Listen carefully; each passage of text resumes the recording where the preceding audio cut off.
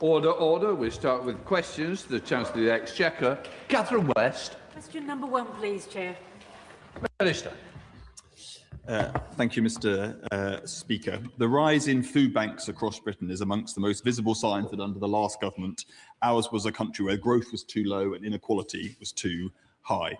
This government is committed to ending the mass dependence on emergency food parcels. We have expanded free school meals to children in all families receiving universal credit and removed the 2-child limit to lift around 500,000 children out of poverty. Britain is now on course for the biggest reduction in child poverty of any parliament on record, and charities such as Trussell believe this will significantly reduce demand for food banks. From West. It is indeed a very exciting development to see the bold and vital steps taken to address child poverty. But runaway rental costs are driving hunger and hardship. Building council homes is obviously the right long-term approach, and Haringey Council are the second biggest builders of council homes in the whole country. But will the team now help struggling families by lifting the freeze on local housing allowance so there's a permanent link between rents and support? Well, my honourable friend is absolutely right. Food bank usage has fallen in recent years, but it is far too high, including in her constituency. And this is part of a wider challenge that the cost of essentials places too much pressure on household finances. On housing, DWP spends around £37 billion a year on housing support, but in the long run, the answer to high housing costs is to build more homes, and that is what we're doing with the £39 billion social and affordable homes programme. But we also need to protect tenants in the here and now, and the Renters' Rights Act comes into force just next week, and among other things, that will allow tenants to appeal excessive above-market rents. Michael Wheeler. Thank you, Mr. Speaker. Oh, question 2, Mr. Speaker. Chancellor. Thank you, Mr. Speaker. The government is committed to improving living standards for people across the UK. Thanks to decisions that I made in the budget, the price cap for energy reduced by £117 on average in April. We've extended the cut in fuel duty for 2 times now, and also we have introduced an anti-profiteering framework to protect working people from unfair price rises during the Iran conflict. Thank you, Mr. Speaker. So I strongly welcome the steps that the government has taken to bring down my constituents' energy bills from the start of this month. However, the effects of the war in Iran are now beginning to feed through into higher food prices. Pressures on oil and fertiliser costs are likely to intensify, and I am concerned about increases in the price of my constituents' weekly shop at a time when their budgets are already strained. Will the Chancellor outline what steps the government has taken to protect my constituents in Worsley and Eccles from rising food prices? Thank you, Mr. Speaker, and my honourable friend speaks powerfully on behalf of his constituents. The response of this government during this conflict is, first of all, to try and de-escalate the conflict. This is not a war that we started, it's not a war that we joined, and unlike the Conservatives and Reform, we are working to de-escalate, not ramp up the conflict, and that is the best way to keep prices down. But as long as this conflict persists, we will do everything in our power to be both responsive but also responsible in the national interest, which is why we're keeping energy bills down and why we've provided £53 million of support for people who need heating oil. Question 3, Mr. Speaker. Minister.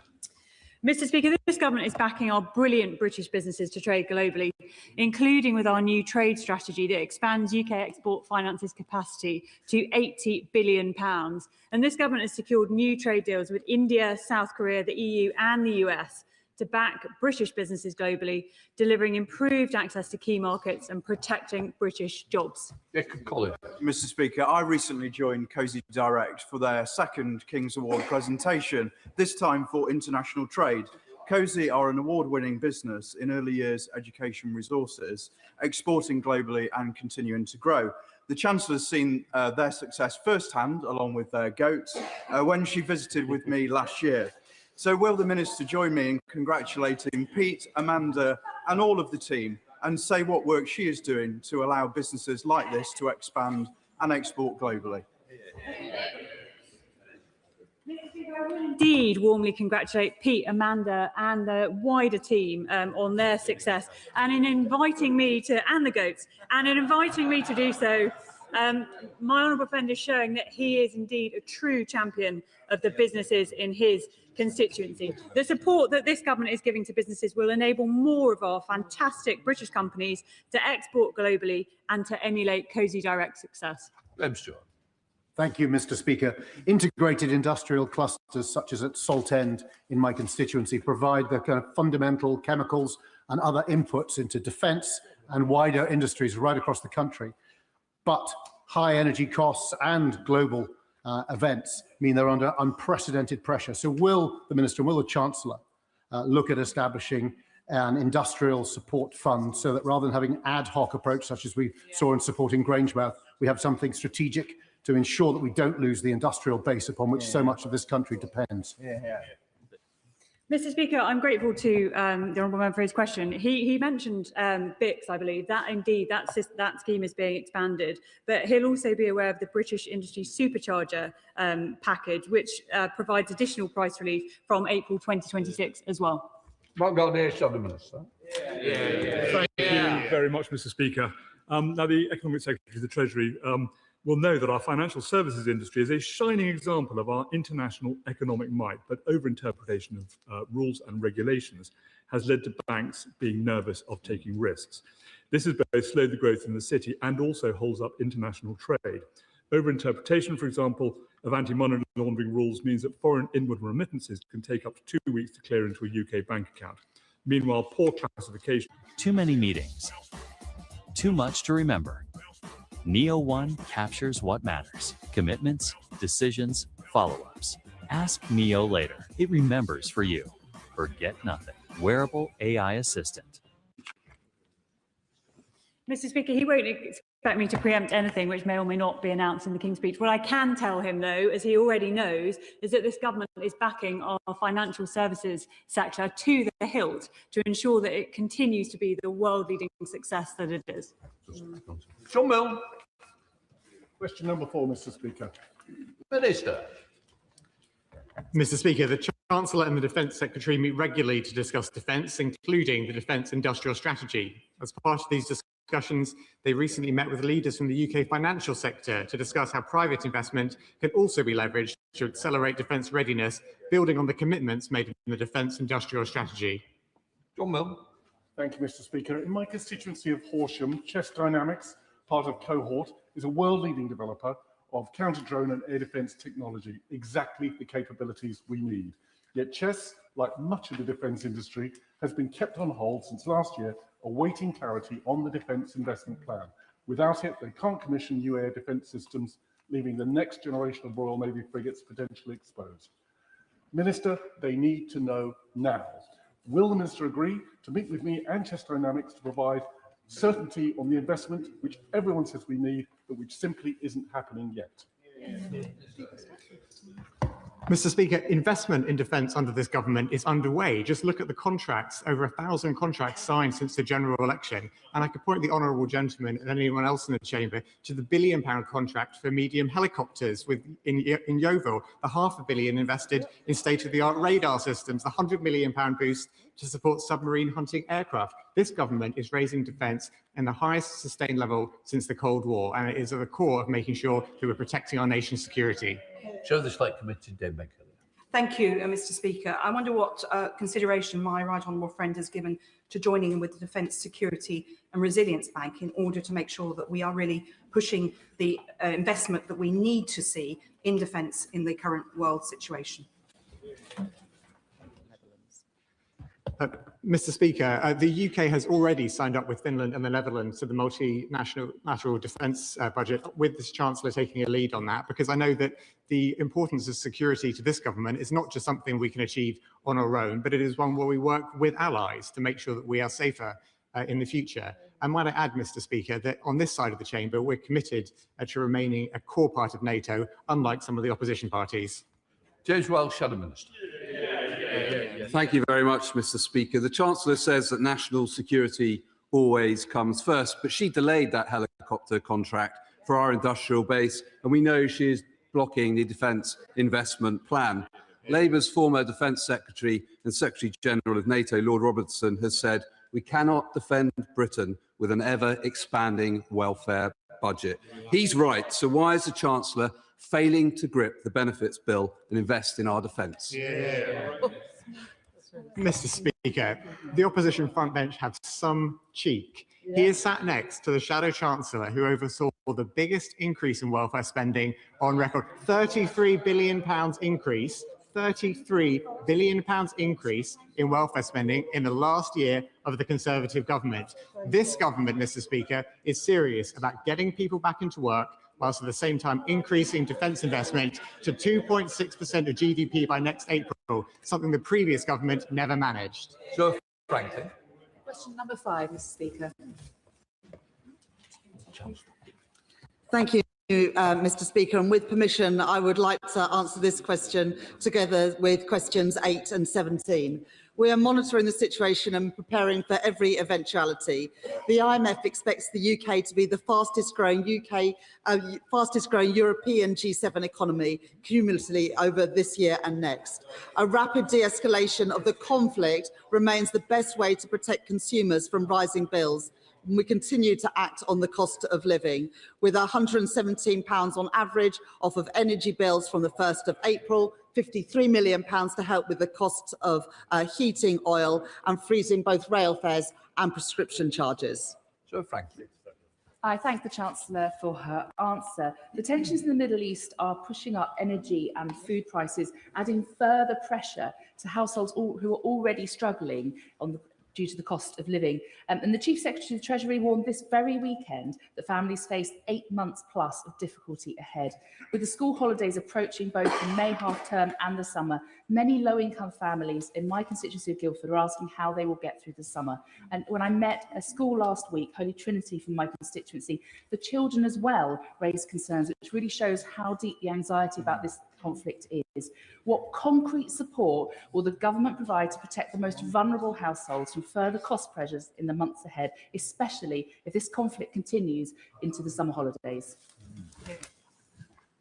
Thank you, Mr. Speaker, and I welcome the question from the honourable lady. Like her, I also regularly see pupils from my own constituency and local teachers. As the honourable lady knows, from this month we have got rid of the 2-child limit in universal credit, which is lifting 450,000 children out of poverty. We're also expanding free childcare for children aged between 9 months and 5 years, helping parents in work with the costs of balancing family life with work life as well. And in addition, we've taken £117 off energy bills, freezing rail fares, freezing prescription charges, and helping people, particularly in rural areas, with the costs of heating oil.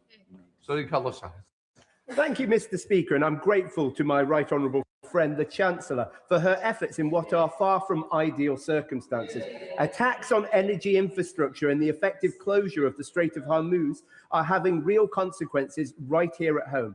Baker Hughes employ over 300 people in Nailsea in my constituency of North Somerset and are an essential energy technology provider. They are at the sharp end of this crisis. Can the Chancellor confirm what support the government is providing to expose companies like Baker Hughes to secure the energy supplies on what we plan to rebuild damaged supply chains today and invest in the infrastructure we will need to protect British consumers tomorrow? I thank the my honourable friend for his question, and the example of Baker Hughes, an important employer in his constituency, is a good case in point about how this conflict is affecting businesses and families here at home. As my honourable friend knows, we have stepped in to defend our Gulf allies who have been attacked unprovoked by Iran, and we are working with our allies in the Gulf, who I speak to on a very regular basis, to make sure that not only are we defending them now, but also helping them to rebuild their infrastructure. And for businesses here in Britain, both the supercharger and the business industrial competitiveness scheme is helping businesses with the cost of their energy.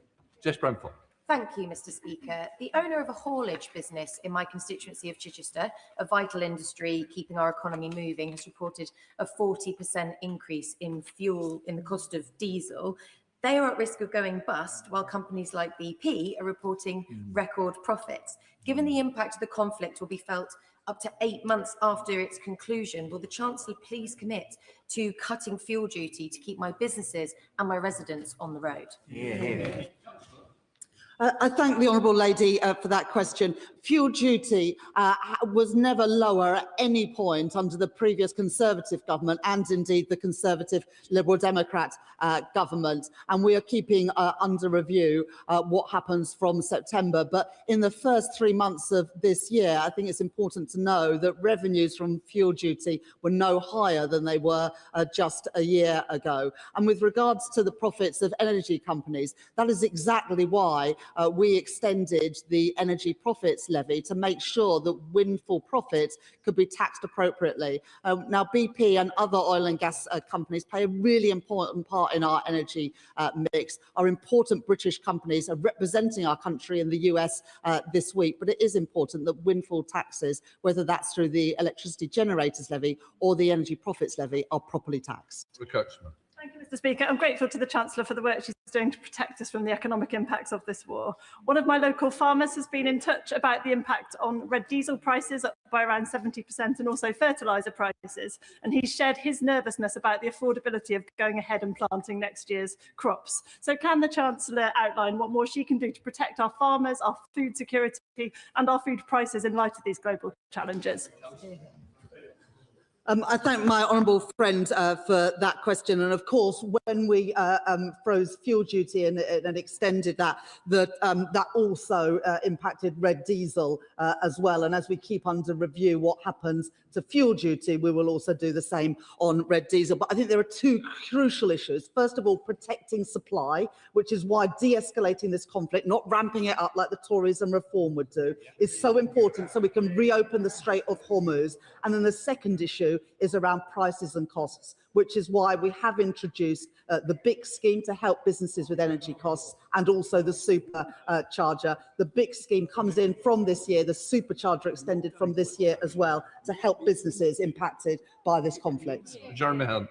Thank you, Mr. Speaker. Given that national debt is around 95% of GDP and debt interest costs are nearly 4% of GDP, does the Chancellor agree that it would be irresponsible to fund any cost of living support by increasing borrowing, which would further drive up borrowing costs, choke off growth, and saddle future generations with totally unfair debt? I thank the honourable gentleman for that question, and can I also congratulate him for running, I think, his fourth London Marathon this week for a cancer charity, which I know is very dear to his heart. He makes a really important point because while people are calling for immediate support, and I understand that, the impact of the previous governments, and I understand why the former Chancellor did what he did, but the untargeted support, which cost, I think, over £100 billion in total, meant that interest rates, inflation and taxes has ended up being higher than they needed to be. Now, we managed to reduce government borrowing by £20 billion last year. The budget deficit is below 5% for the first time since 2019. But sticking to fiscal responsibility is not just good for the public purse, it's also good for ordinary families and businesses, because I am determined that we don't go back to the high inflation, the high interest rates and the high taxes, which would be the inevitable result if we had an untargeted response to this conflict. Paul Foster. Why do you like Little Cricket so much? Cannon game. Because I love it. I'm so good at it. My favourite thing is doing rocket goals. Rocket goals are when you put a ball on one cone and then you shoot it. I love Little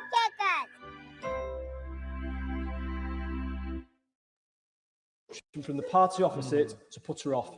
Thank you. I thank my honourable friend for standing up for the people of South Ribble and the issues that matter to them. Since the general election, there's been 6 cuts in interest rates, which is the best way to help people with the cost of living, especially if they have a mortgage. Before this conflict began, unemployment was falling, the economy economy was growing, the deficit was coming down, and interest rates have gone down 6 times as well. I will continue to focus on the cost of living because that's the thing that matters most of all to all of our constituents. Daisy Cooper, Liberal Democrat, suppose. Thank you, Mr. Speaker.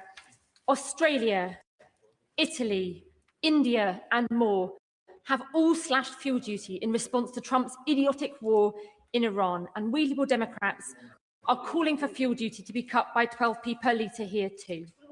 Last week, the Chancellor claimed that anyone calling for a cut in fuel duty was economically illiterate because it would push up inflation. But according to the OBR, the current 5p fuel duty cut has led to a 0.2% reduction in the rate of inflation. So does the Chancellor think that all of these other countries who are helping their citizens and the OBR are economically illiterate, or does she accept the fact that her government might be in the wrong and it is really time to act?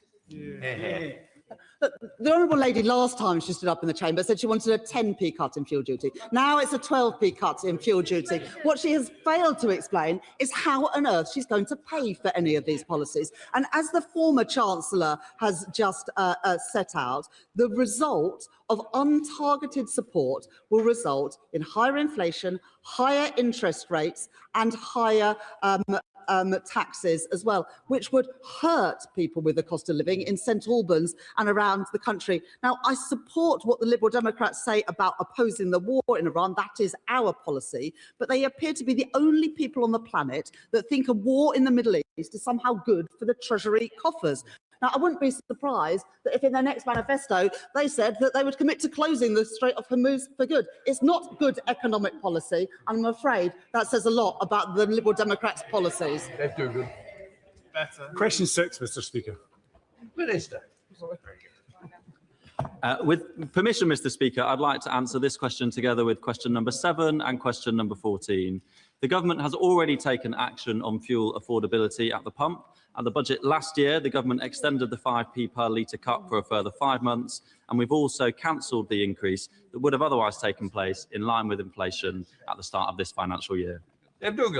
Mr. Speaker, if you were a gardener with a Renault Trafic or a builder with a Ford Ranger in Scotland, you'll be paying over £150 just to fill up at the pump to get to your work. And when Spain and Poland and Germany and France and Italy and Ireland and Australia are all intervening to help their industry and economy, our Chancellor here stands idly by and congratulates herself on the quality of her inaction. Well, we don't want to hear from Anas Sarwar in Scotland because he promised £300 off our energy bills and they're now £700 higher than that promise in 2024. We want to hear from the Chancellor. What is she going to do specifically on diesel and when she's going to do it to keep the grafters of Scotland turning up for their work?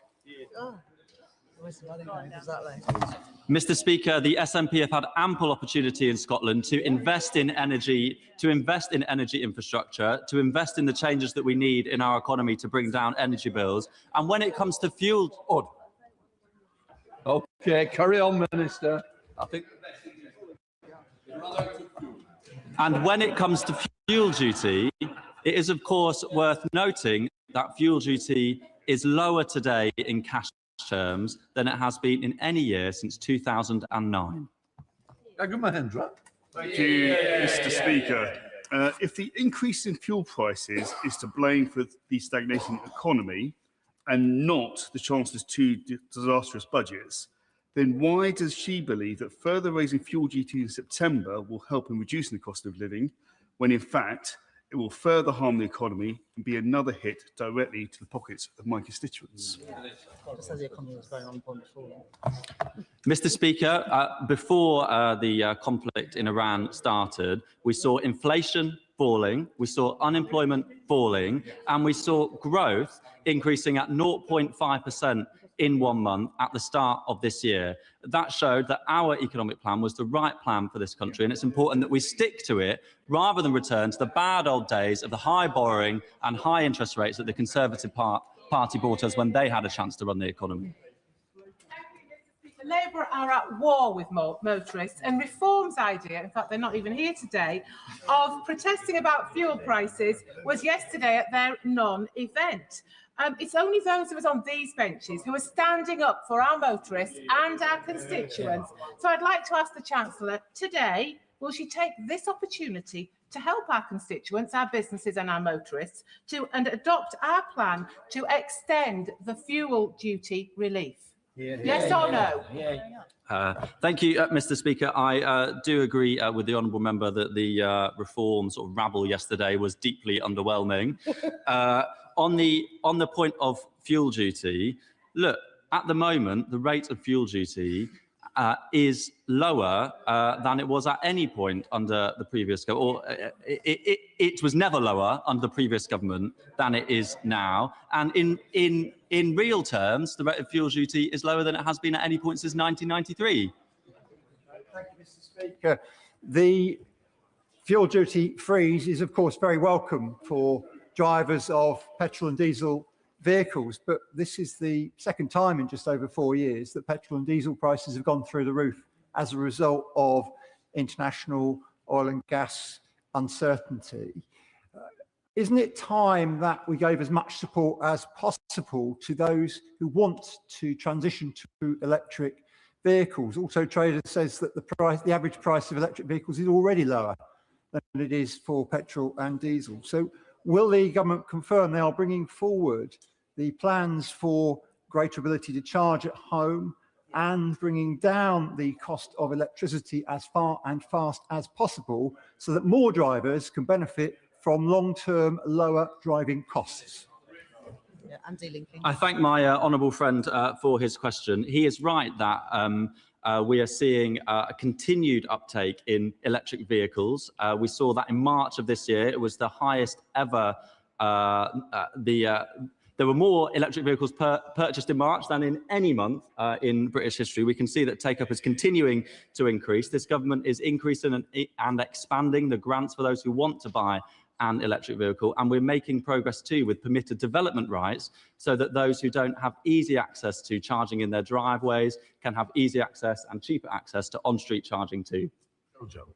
Thank you, Mr. Speaker. Even before the current Middle East conflict, fuel suppliers in Merthyr Tydfil, part of my constituency, were charging on average 10p per litre more than other parts of my constituency and in neighbouring towns. Even London fuel prices were cheaper than Merthyr Tydfil, and the situation has not improved since. I've written to suppliers and met with some with limited success, and also asked the CMA to look at the matter, which they have so far not done. So can I ask the Chancellor to offer whatever assistance she can in urging fuel providers in Merthyr Tydfil to act fairly, and can she also urge the CMA to consider what they can do to ensure fair play for my constituents? Thank you, Mr. Speaker. I thank my honourable friend for his question and the representation and the work that he is undertaking on behalf of his constituents in a rural part of our country.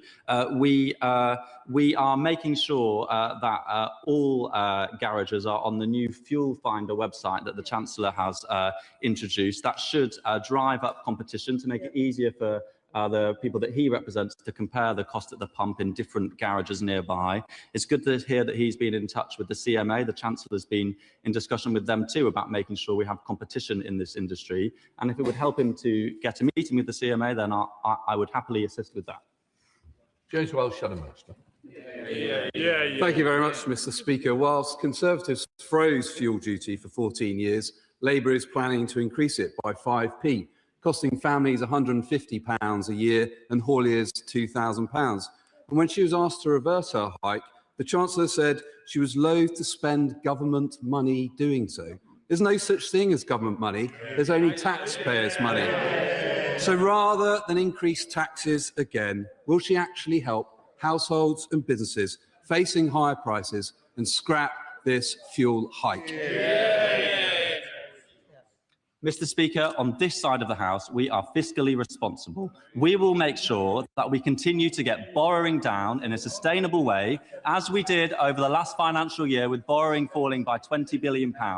Whenever they've had the chance, They've borrowed more, which pushes up interest rates for everyday families and means that we have to have higher taxes in the long run. That is not the approach that we will take. And one final quick thing, Mr. Speaker, their plans that were set out in the final budget before they left office would have had fuel duty increase every single year. Instead, we have frozen it since we took over. Number 9, please, Mr. Speaker. Chancellor. Thank you, Mr. Speaker. We are reforming government procurement rules so that we can buy more that is made in this country. And we've already changed the rules around steel, shipbuilding, energy infrastructure and AI. But I don't just want big companies to be able to get contracts. I want to help smaller businesses and also charities access government procurement. The government is the biggest buyer of goods and services in the economy, and I want more of that money to be spent here in Britain. Thank you, Mr. Speaker, and I thank the Chancellor for her answer. In Stafford, we have world-class manufacturers like GE Vernova producing the technology that powers our national grid. Yet for far too long, British employers like these haven't had the money given to them by British government contracts. So I therefore warmly welcome the government's commitment to reform public sector procurement, to grow British industry, British skills and British jobs. Can the Chancellor tell us how this new approach will ensure that government spending reaches manufacturers and businesses in constituencies like Stafford and towns across our country, so that when the taxpayer spends, Britain builds? I thank my honourable friend for that question. And I was slightly disappointed that she didn't mention that today is Staffordshire Day, and Staffordshire oatcake.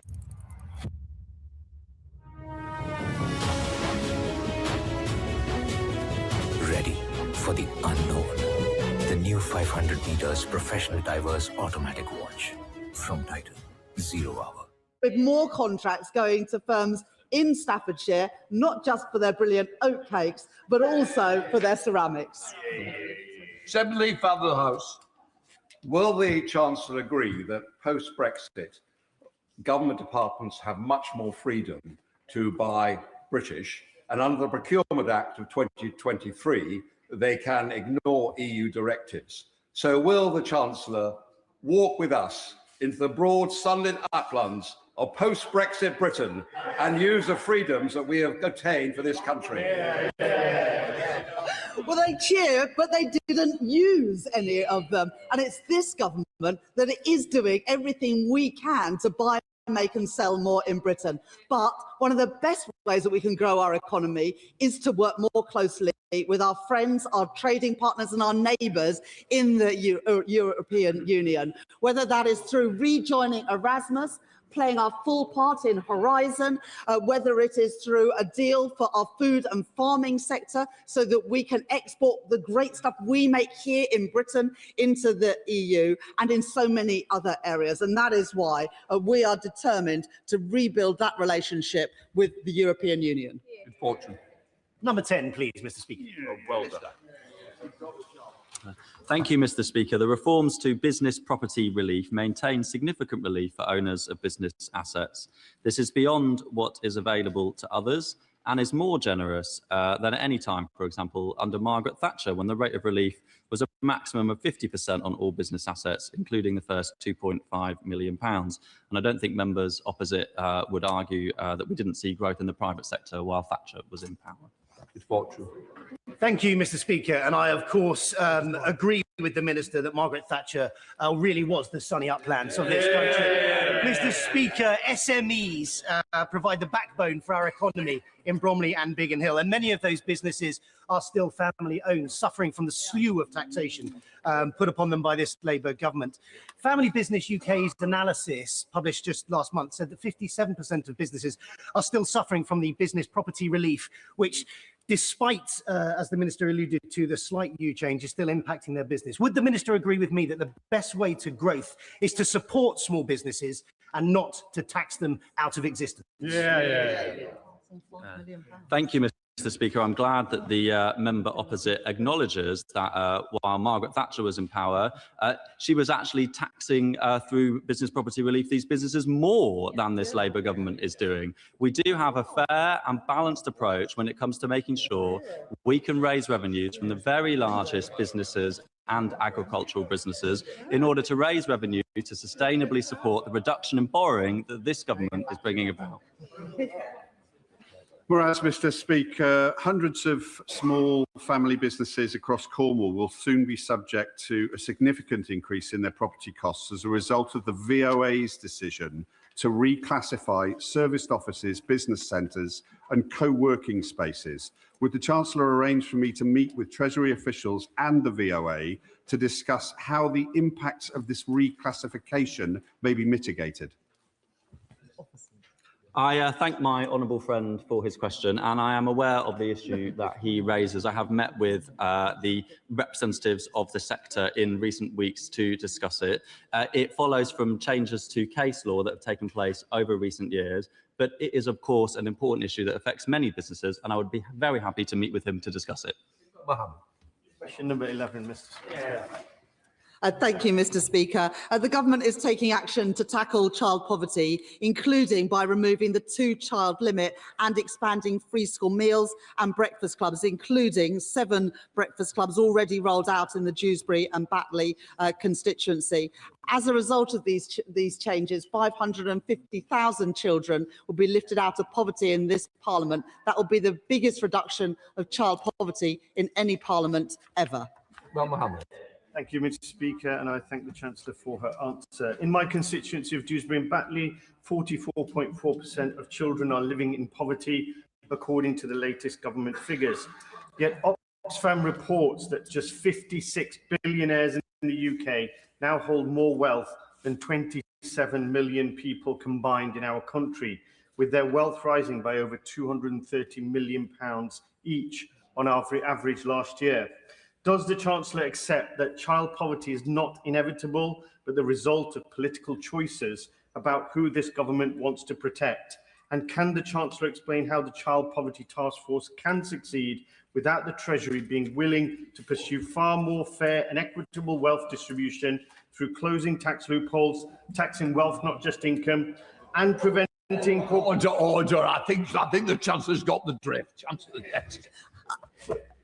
Child poverty is absolutely not inevitable, and that is why we are lifting 550,000 children out of poverty. It is always Labour governments that lift children out of poverty and Tory governments that put children back into poverty. And the numbers that the honourable gentleman used are appalling. 44% of children should not be growing up in Dewsbury and Batley in poverty, and that is why we have made the changes that we have to lift those children out of poverty, to give all of them a decent start in life. Andrew, are you standing? Andrew Page. Thank you, Mr. Speaker. One of the worst legacies of the last government was that 43% of children growing up in Peterborough are living in poverty. Nearly 10,000 children will be affected by the lifting of the child cap in Peterborough alone. Can the Chancellor assure me that whilst we've made huge progress on this, that we keep a razor-like focus on child poverty as we deal with the cost of living crisis and the fallout from the war in Iran? I thank my honourable friend for that question. And 10,000 children in one constituency lifted out of poverty by just one of the policy changes that we have made to reduce child poverty, I think shows the difference that this Labour government is making. And when combined with the breakfast clubs, the free school meals, the extension of childcare, the Renters' Rights Act, the building of new homes, that is why this government is set to deliver the biggest ever reduction in child poverty in one Parliament. The Judge. Question number 12, please, Mr. Speaker. Sorry. Chancellor. Thank you, Mr. Speaker. First of all, I would like to offer my deepest condolences following the tragic death of 2 young children in my honourable friend's constituency. I know that this will be an incredibly distressing time for the whole community, and I think the thoughts of the whole House are with that community. We recognise that everyday living costs remain too high, and that is why we're supporting households with their energy bills. And it's also why we've frozen prescription charges for a second year in a row and frozen rail fares for the first time in 30 years. It's also why we have lifted the national living wage and the national minimum wage, so people on low pay see their money go further. The Judge. Thank the Chancellor for her condolences. I was there at the site of the tragedy on Sunday laying flowers, and it is very upsetting for everyone in my constituency. One of my favourite places for lunch is the Pomegranate Cafe, together with the Central Community Shop within my constituency, which is a community-based social enterprise founded in partnership between the Good Shepherd Charity, Wolves Foundation and the Labour-controlled City of Wolverhampton Council to provide affordable food, with all profits from the cafe donated back to the Good Shepherd's free-to-access services, supporting their work to end homelessness, assist recovery, provide access to services around training and employability, and providing meaningful pathways out of poverty in Wolverhampton. Will the Chancellor please join me in congratulating everyone involved with the Pomegranate Cafe? Again, I think the Chancellor's got the question. Chancellor. I thank my honourable friend for raising the excellent work that the City of Wolverhampton Council is doing to help people with the cost of living, and particularly to help the most vulnerable people in our society. And it's why, combined with the measures that we are taking to reduce child poverty, to increase the basic state pension and the new state pension, but also what we're doing with Pride in Place, including in Whitmore, Reams and Dunstall Hill in his own constituency, to improve outcomes for people in Wolverhampton West and around the country. Thank you, Mr. Speaker. Question number 13. Minister.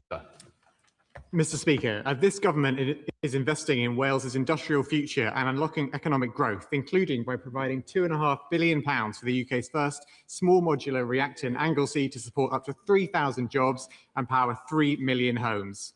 We've also recently agreed a new £50 million defence growth deal for Wales. We're backing Welsh free ports and investment zones, and we are connecting people and businesses with at least £445 million worth of rail infrastructure investment right across Wales. Thank you. The people of Mega and Undy have been celebrating the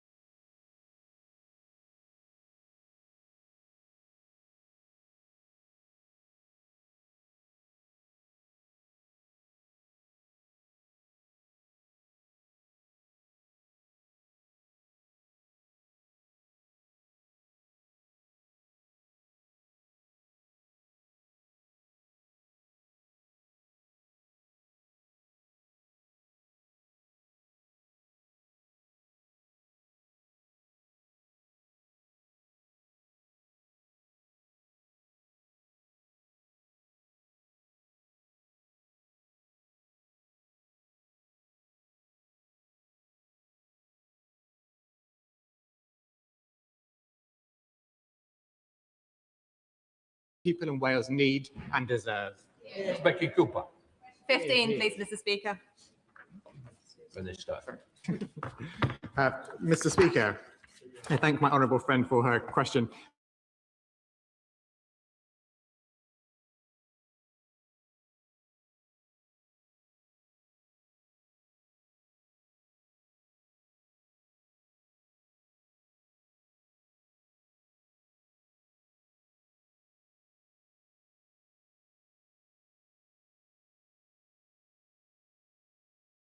Extending the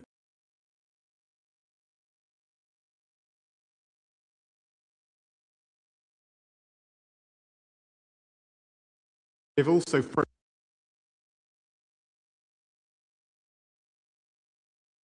to London.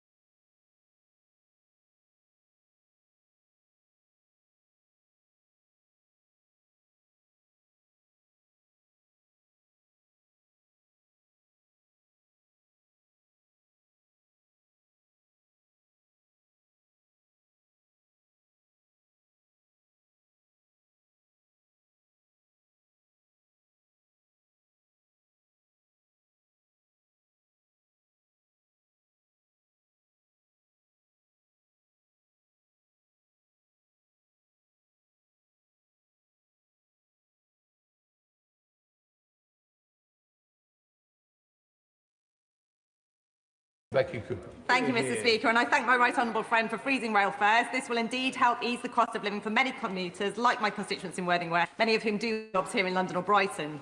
Southern Rail have been rated as the worst value for money rail operator in a national passenger survey. So, will the Minister please ensure that as we move to nationalisation of our service and finally back of Southern Rail next month, that there is investment available for key...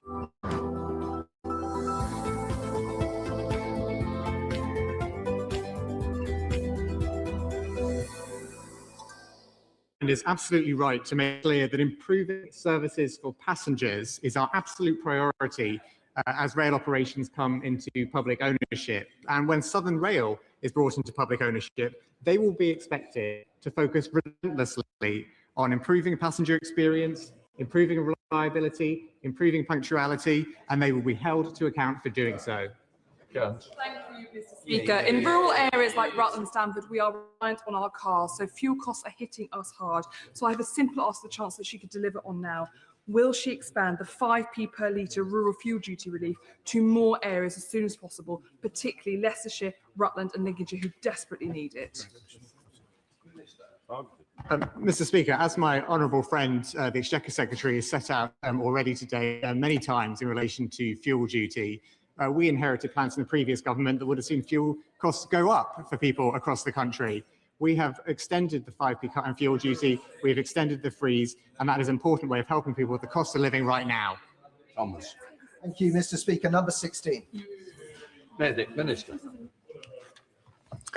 Thank you, Mr. Speaker. The government has introduced a support package worth £4.3 billion to protect ratepayers across the country against the impact of the independently set new property values, valued for the first time since the pandemic. We've also introduced permanently lower multipliers for eligible retail, hospitality and leisure properties. These are worth nearly £1 billion a year and will benefit over 750,000 high street businesses. Mr. Speaker, I recently met Chris, the owner of Chapters Hair in Bromsgrove, who told me that after 25 years of trading, current conditions are the most difficult that he has faced, and he directly attributes this to the decisions taken by the Chancellor. Why is it that the Chancellor of the Exchequer and the government across the board is riding roughshod over what businesses think, the people who know best how to run their businesses, and when will the government get off their backs and get on their side?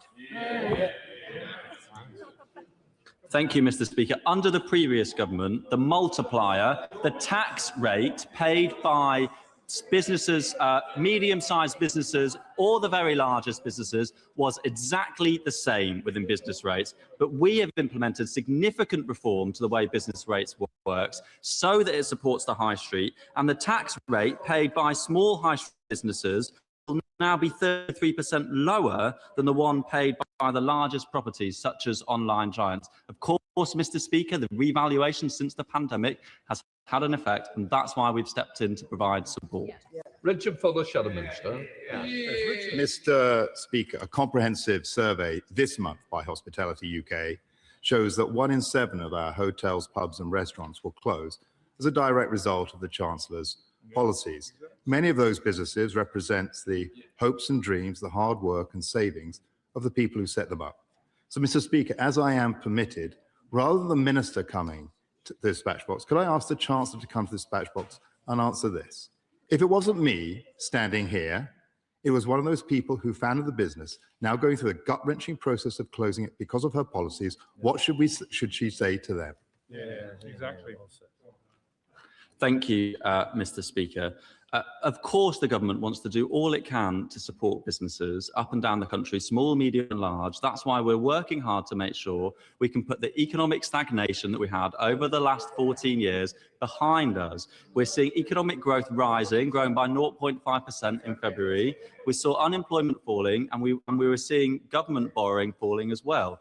Those are the long-term changes that we need to lay the foundations in order that businesses can grow and invest and hire more people. It's disappointing that the Conservatives seem to have forgotten what we need to provide stability in our economy.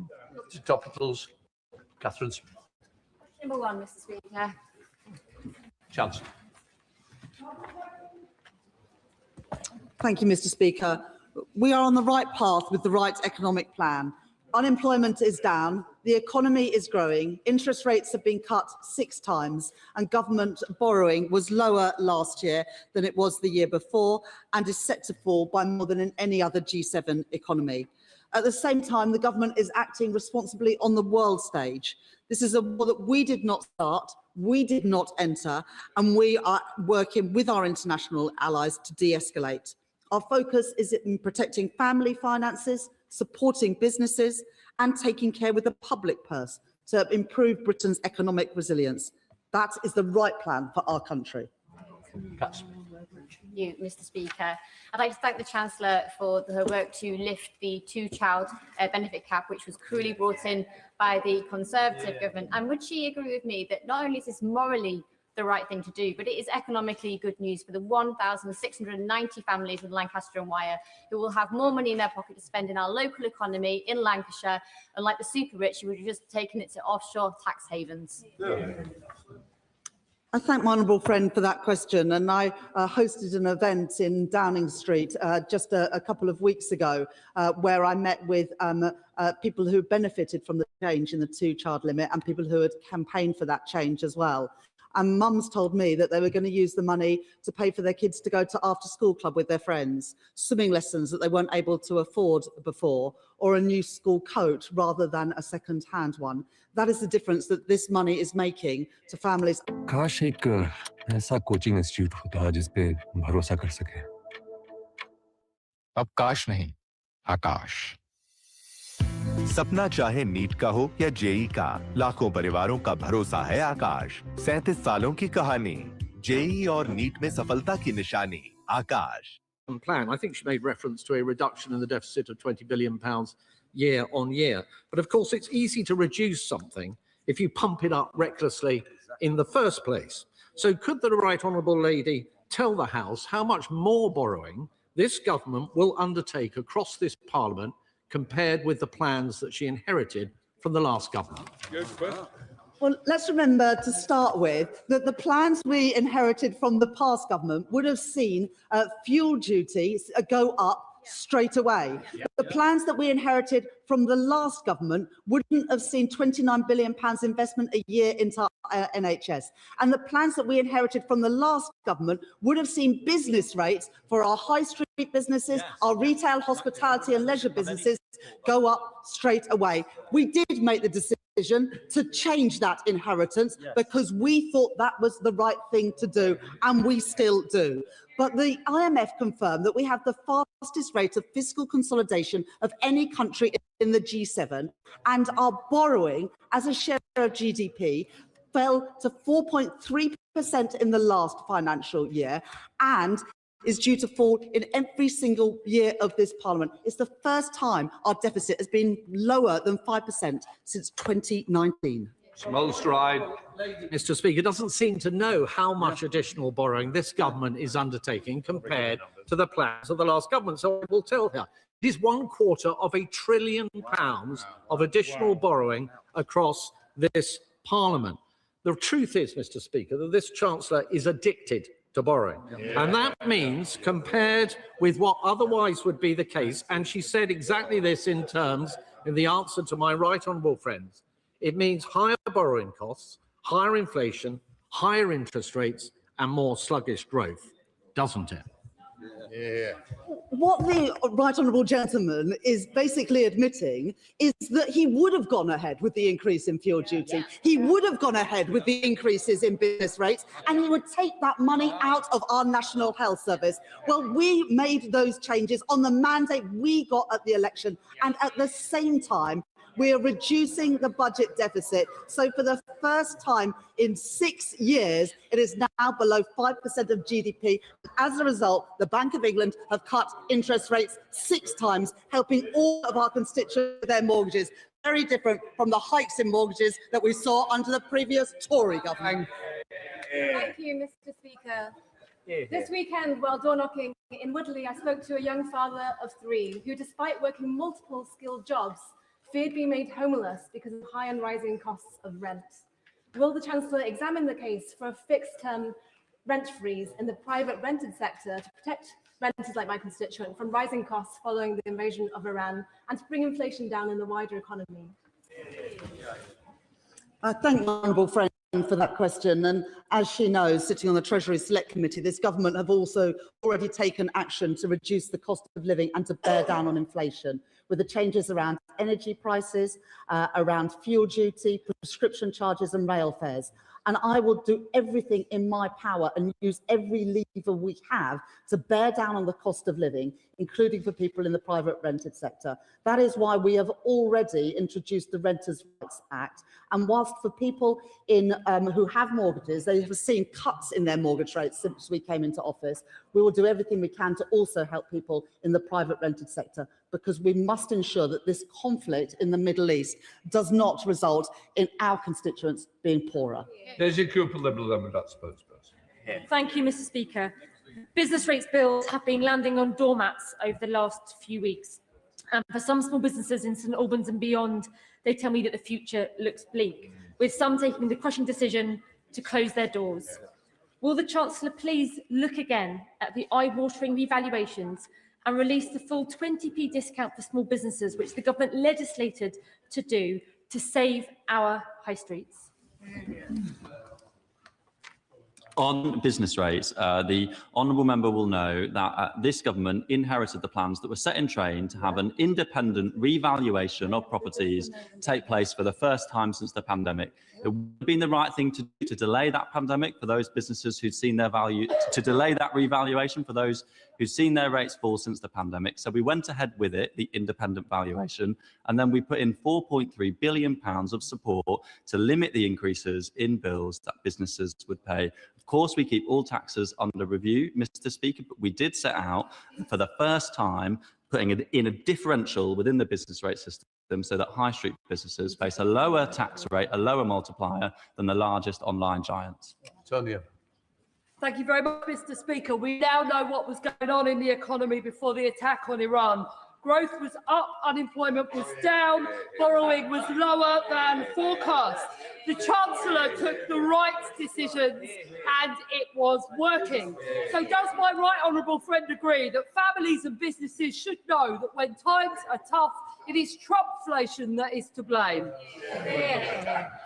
I thank my honourable friend for that question. And whilst other parties, specifically Reform and Conservatives, wanted us to enter this war, we stayed out of it and are working to de-escalate the conflict and reopen the Strait of Hormuz. The economy was growing, interest rates were coming down, inflation was falling, and as a result, every month since I've become Chancellor, wages have risen by more than inflation, easing the cost of living pressures that the previous government oversaw. Thank you, Mr. Speaker. At a recent meeting with members of Wantage Chamber of Commerce, local businesses were united in their concerns about business rates and unconvinced by recent government tweaks that ministers opposite have just alluded to. Page 31 of Labour's manifesto states the current business rate system disincentivises investment, creates uncertainty and places an undue burden on our high streets. In England, Labour will replace the business rate system so we can raise the same revenue but in a fair... Order. Sorry, it's topicals and I want to get your other colleagues in, please. Mr. Speaker, I'm always happy to take questions on business rates, even months after the decision set out at the budget. And I thank I thank the honourable member for reading out the Labour manifesto. We have made significant changes to business rates by introducing the new lower multiplier for high street businesses in order that they can pay a lower tax rate than the largest online giants. Chris Bloor. Mr. Speaker, given Reform in Worcestershire promised to cut taxes, but have instead increased county council tax for Redditch residents by nearly 9%, does the Chancellor agree with me that in the Redditch Borough Council elections on May the 7th, the only way to protect vital local services and keep taxes low is to vote for Redditch Labour candidates? Redditch Labour. My honourable friend is absolutely right that whilst Worcestershire Reform-led council said that they would cut taxes, they've instead put them up. And so that is why on May the 7th, I would urge people in Redditch and across the country to vote Labour. Thank you, Mr. Speaker. More than 1.3 million people use lifetime ISAs to save for their first home. The property cap of £450,000 has been frozen since 2017, despite rising house prices. But those buying their first home over this threshold face a 25% penalty. First-time buyers across London are disproportionately affected. Data from February this year showed the average price paid for a first-time buyer in London was £463,000. So can the Chancellor tell us how is she ensuring first-time buyers in London are not unfairly disadvantaged by using the saving scheme? Mr. Speaker, the government is committed to making the aspiration of home ownership a reality for as many people as possible. And we recognise that the LISA isn't working for everyone. That's exactly why we've launched a short consultation into the implementation of a new ISA product that's going to support more first-time buyers. And that new product will include the government bonus being paid at the point the individual makes a withdrawal for a home purchase, therefore removing the need for a withdrawal charge. Tom Rutland. Thank you, Mr. Speaker. The Chancellor will have seen the news this morning that BP profits have more tthan doubled, undoubtedly driven by the conflict in the Middle East. Does she agree that this shows the value of having a windfall tax at this point in time? Thank my honourable friend for that question. The oil and gas sector will play an important part in our energy mix for many years to come, and we need to support them as we are, for example, through tiebacks. But it is important that the energy profits levy remains in place for now, because during this conflict, we will be able to capture the profits made in the UK through the windfall tax. And the Conservatives and Reform, they oppose this tax, and that would just mean even higher profits for the oil and gas companies. We are also, as my honourable friend knows, dealing gas and electricity prices by increasing the electricity generators levy so that no energy company can make excess profits because of this conflict. Chris Scotland. Mr. Speaker, it has been widely reported in the press that the Chancellor is rightly considering issuing defence bonds. I know the Chancellor agrees with me on the value of defence R&D. So does the Chancellor or the Minister agree with me that these defence bonds could be a powerful way to increase R&D and raise economic growth. Mr. Speaker, whatever the purpose, spending funded from bonds issued by the government adds to the national debt and so must be considered within the fiscal rules. But the honourable gentleman is right to point to the importance of research and development within the defence industry to support economic growth. And I'm proud that last year we allocated £400 million for UK defence innovation to foster a world-leading UK defence tech sector. Thank you, Mr. Speaker. This Labour government has ensured that as of this month, workers in Worsley and Eccles and across the country get sick pay from day one, including low-paid workers. As chair of the Usdaw Parliamentary Group and someone who's campaigned for this, I welcome this so much. Does the Chancellor agree with me that it is only Labour with its trade union link that's on the side of working people? I would like to start by thanking my honourable friend for all the campaigning work that he has done in this area, and also pay tribute to the trade union Usdaw, their former General Secretary Paddy Lillis and their current General Secretary Joanne Thomas for all the work that they have done in this area. Strengthening statutory sick pay is part of our commitment to implement our plan to make work pay, ensuring that the safety net of sick pay is available to those who need it from day one. Final question, Shocker Adam. Mr. Speaker, Leicester South has a home ownership rate of just over 40%, which is nearly 23 points below the national average in a city where an average house is 8.5 times their local earnings. My young constituents are working very hard, doing everything responsibly, saving, etc., to get onto this ladder, yet the tax system offers them absolutely nothing, whilst incorporated landlords deduct full mortgage interest through a company structure. Canada and Nordic countries are offering targeted tax relief for first-time buyers. Can I ask the Chancellor, has she assessed introducing a similar relief here to ensure young people are supported by this tax system and not left behind? Mr. Speaker, this Labour government is committed to enabling more people to realise the dream of home ownership, and mortgages have become more affordable under this government thanks to increased economic stability and 6 interest rate cuts. Right, that completes questions.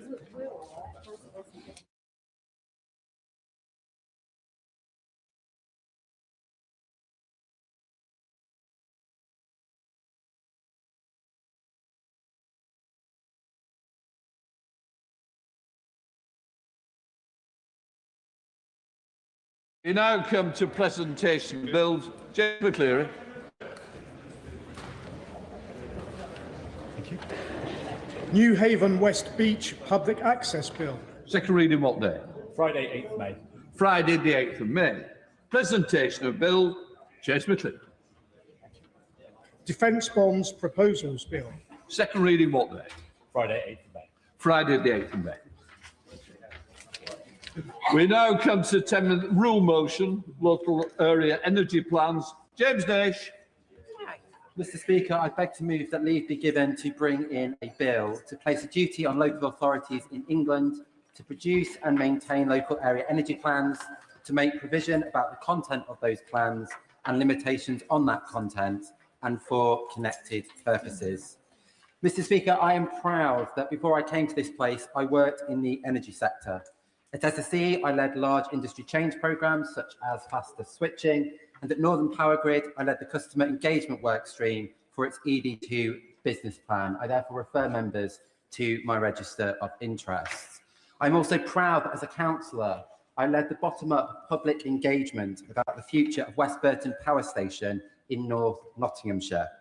I set up a residents' planning group, which over 18 months demonstrated that Bassett Law would make a fantastic home for the world's first prototype fusion energy plant. Nottinghamshire won that multi-billion-pound project, and I believe that the types and quality of community engagement were a key reason for doing so. So, Mr. Speaker, I hope that when I speak about the energy sector and community engagement in this place, it comes from a position of knowledge and understanding. And Mr. Speaker, it is worth stating that across the private and public sectors, there are some excellent examples of how communities can be taken on a journey from being uninformed to becoming knowledgeable, from being nervous to feeling confident, from being sceptical to being supportive as a result of good engagement. But sadly, this is not the norm for energy projects. I would like it to be, and I believe that it can be, through the universal adoption of local area energy plans. Mr. Speaker, this government is advancing one of the largest infrastructure programmes that this country has seen in generations. As part of this, tens of billions of pounds are rightly being spent on energy projects to end our dependency on international fossil fuel markets. At the same time, we are rewiring the energy network in response to changes in how we generate, store and distribute power. Ordinary people can now generate energy and sell power back to the grid, meaning we operate in a radically different energy landscape. And yet we are doing a lot of this without purposefully engaging communities about new infrastructure. In contrast to how we plan housing through local plans with formal regulation consultations, right now there is no meaningful strategic conversation or consultation about energy infrastructure.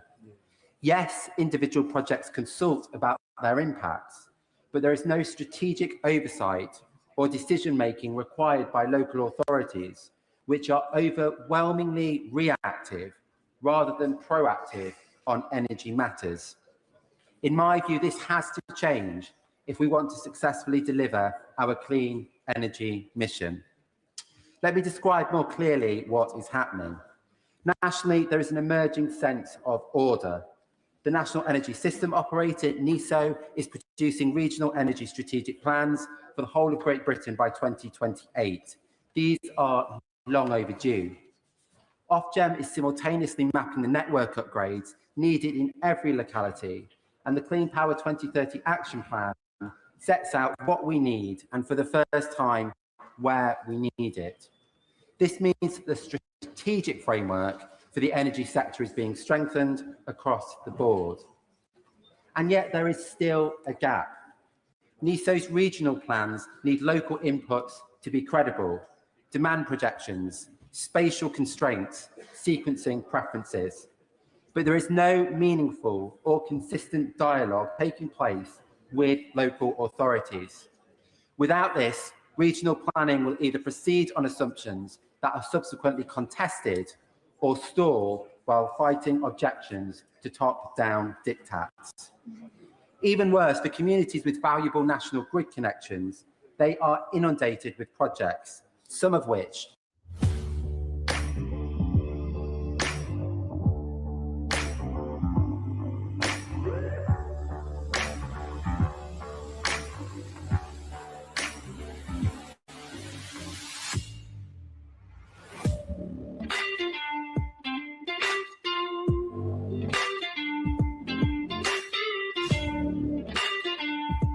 level of disorder means host communities cannot see the wood for the trees and cannot picture how the projects that do go ahead will contribute to a joined-up narrative about local energy generation. Mr. Speaker, I believe there is an answer, which is mandatory local area energy plans. This isn't a new idea. Local area energy plans have existed as a methodology since 2018. Dozens of councils have produced them, detailing specific energy system changes, locations and delivery timelines. But in England, they remain voluntary. This means that the essential transition to green energy is potentially being made without consistent, meaningful local engagement across the country. And Mr. Speaker, I don't want to see this. So this bill proposes doing four things. First, it places a duty on every local authority in England to prepare, adopt and maintain a local area energy plan. Second, critically, it will state that these plans must identify sites capable of meeting energy generation targets set for each area. The Secretary of State would set those targets, but communities would help to decide where the infrastructure goes, much like local plans for housing. And in so doing, we spread the load and take people on the journey.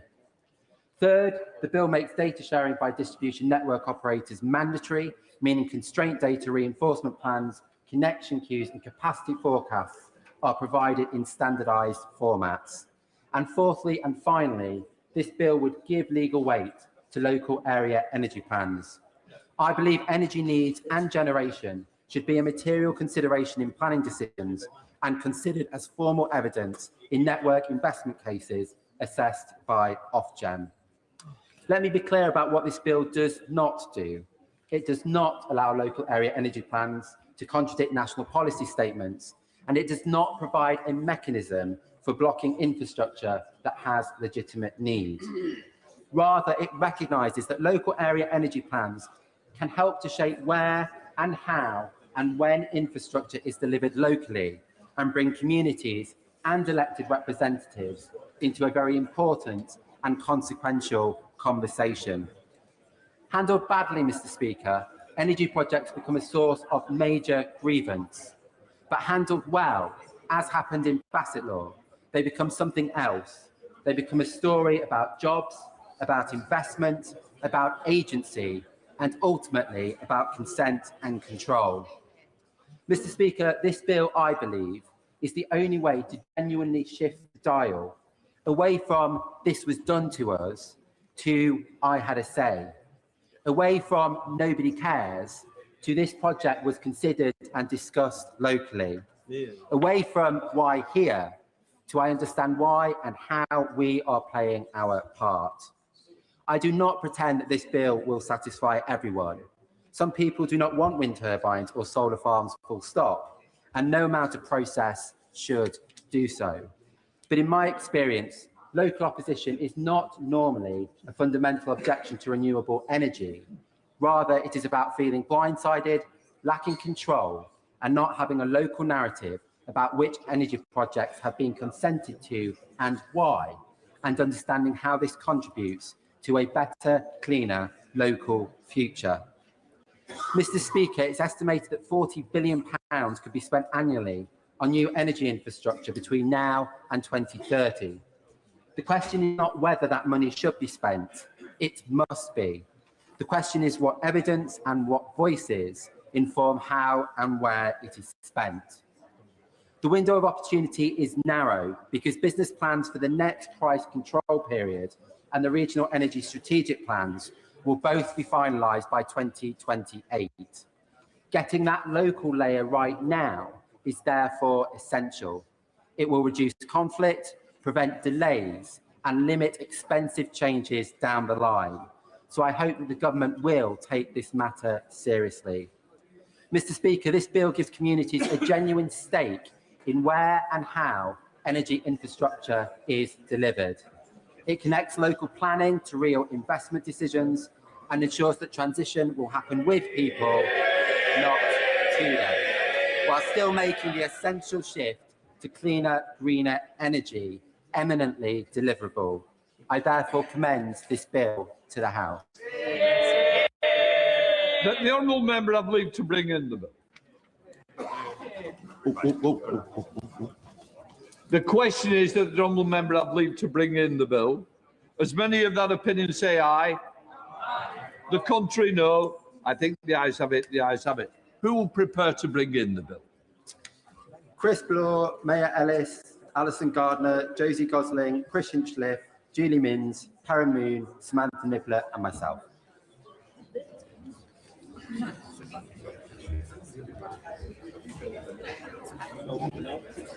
James Ash.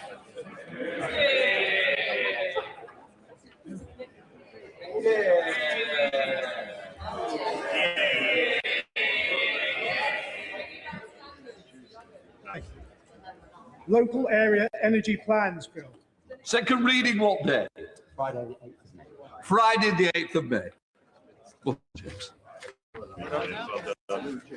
Before we begin the next item of business, I think it will be helpful to the House if I remind members of the decision in question and the procedures to today's debate. The decision before the House today is not about whether or not a contempt has been committed. It is about whether or not to refer the matter to Committee of Privileges. If such a referral is made, it will be for the committee in due course to report back to this House and make any necessary recommendations. The debate today may continue till 7 o'clock at the latest. at which time there will be either a need to a successful closure motion or a debate will be adjourned to a future date. In recent years, the length of time taken for debates on similar motions has ranged between 7 minutes and 5 hours. Any members who wish to speak need to stand to ensure that they catch my eye at the beginning of the debate. I would say to members that if debate becomes very repetitive, we may have to consider whether it would be appropriate to accept an early closure motion. Finally, members may well be aware of the rules relating to good temper, moderation in parliamentary language. Today's proceedings are on a substantive motion relating to the specific responses by the Prime Minister to this House. It is perfectly in order for honourable members to question the veracity of those responses cited in the motion, or whether or not they were misleading. However, it is not in order to challenge in more general terms of truthfulness of the Prime Minister. Right. The Right Honourable Member for North West Essex has tabled the motion to debate on the matter of privilege, which I've agreed should take precedence today. I now call the Leader of the Opposition, Kevin Maynock, to move the motion. Thank you, Mr. Speaker. I beg to move the motion standing in my name on the order paper. Mr. Speaker, shall we pick up where we left off last Tuesday, when we had an emergency debate about the government's accountability to Parliament over Peter Mandelson's appointment as our ambassador to the United States. The very next day, at Prime Minister's questions, the Prime Minister read out selective quotes from Sir Ollie Robbins' evidence to the Foreign Affairs Select Committee and deliberately left out critical sections to make it seem as if Sir Ollie Robbins' evidence had exonerated him. The Prime Minister told the House, and I quote, "No pressure existed whatsoever in relation to this case." That is not what the record shows. Let me read Sir Ollie Robbins' exact quote. "Throughout January, my office and the Foreign Secretary's office were under constant pressure. There was an atmosphere of constant chasing. So how can the Prime Minister tell us that Sir Ollie Robbins said no pressure existed whatsoever? Everybody heard what Ollie Robbins said. We are not here to test whether members have good hearing. People can go and look in Hansard. The question today, as the Speaker said, is whether this should go to the Privileges Committee, whether this House and Labour MPs really believe in full due process, whether Labour MPs have the integrity to refer the Prime Minister to the Privileges Committee, knowing what we all know and can all read in Hansard. The Ministerial Code is very clear. Ministers who mislead the House must correct the record, and I quote, at the earliest opportunity. It is very obvious that the Prime Minister, what the Prime Minister said at the dispatch box was not correct. It's clear that full due process was not followed. If Labour MPs allow the whips to force them to block the consequences of these decisions, it will degrade not just them, but this House. The question is, what kind of people are they? Are they people who will live up to the promises they made about standards and the rules mattering, or are they people who abandon their promises to be complicit in a cover-up? Yes, I will give way. To the Right Honourable Lady, on the 4th of February, we passed our humble address here in this House with a unanimous vote of, well, a unanimous opinion of the whole House that all of the documents should be made available and published. And those that wait for the question, and those that were considered sensitive should go to the Intelligence and Security Committee. Her party accepted that amendment on the 4th of February. If she wasn't going to wait for the outcome of that, why is she moving this process today? Yes, I think that is an excellent question. We asked for the release of documents, and then when the Nature speaks in silence, where every drop disappears into mystery. A mystery born in grey mat and refined in the depth of peach mat, where the mountain keeps its silence. Design speaks in elegance. Elegance infinite and pure, crafted with precision, flowing without end. Ladris, where nature's quiet, mystery becomes timeless design.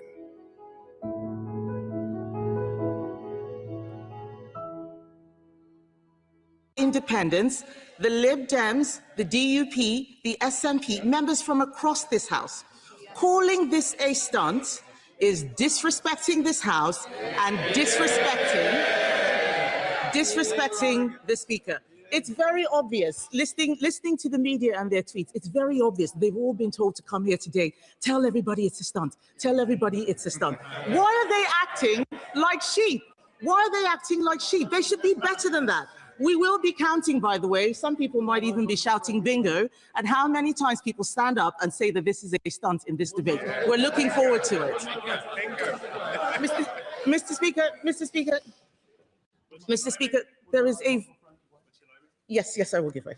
I'm grateful to my right honourable friend. I think she's being a little too harsh to the limited number of Labour MPs opposite.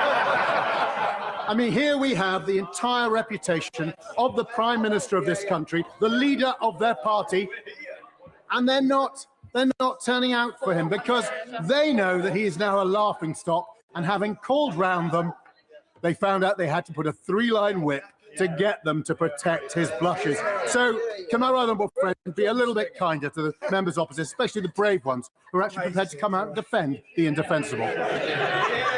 I thank my right honourable friend for that intervention. I will do my best to be kind, because he is right. There are more people here today than there were last time, so the whips have really been working hard in the last 7 days. Last week, not a single Labour MP bothered to intervene. Now, we've got a second one. I'm going to take an intervention from the right honourable gentleman, and then I'll come to the Labour MP. Very grateful to the Leader of the Opposition. She's right to highlight the cross-party nature of this motion and also question the applicability of a whip in refusing a motion before the House. Does she not agree, and should Labour MPs not consider that if there's nothing to hide, there's nothing to fear?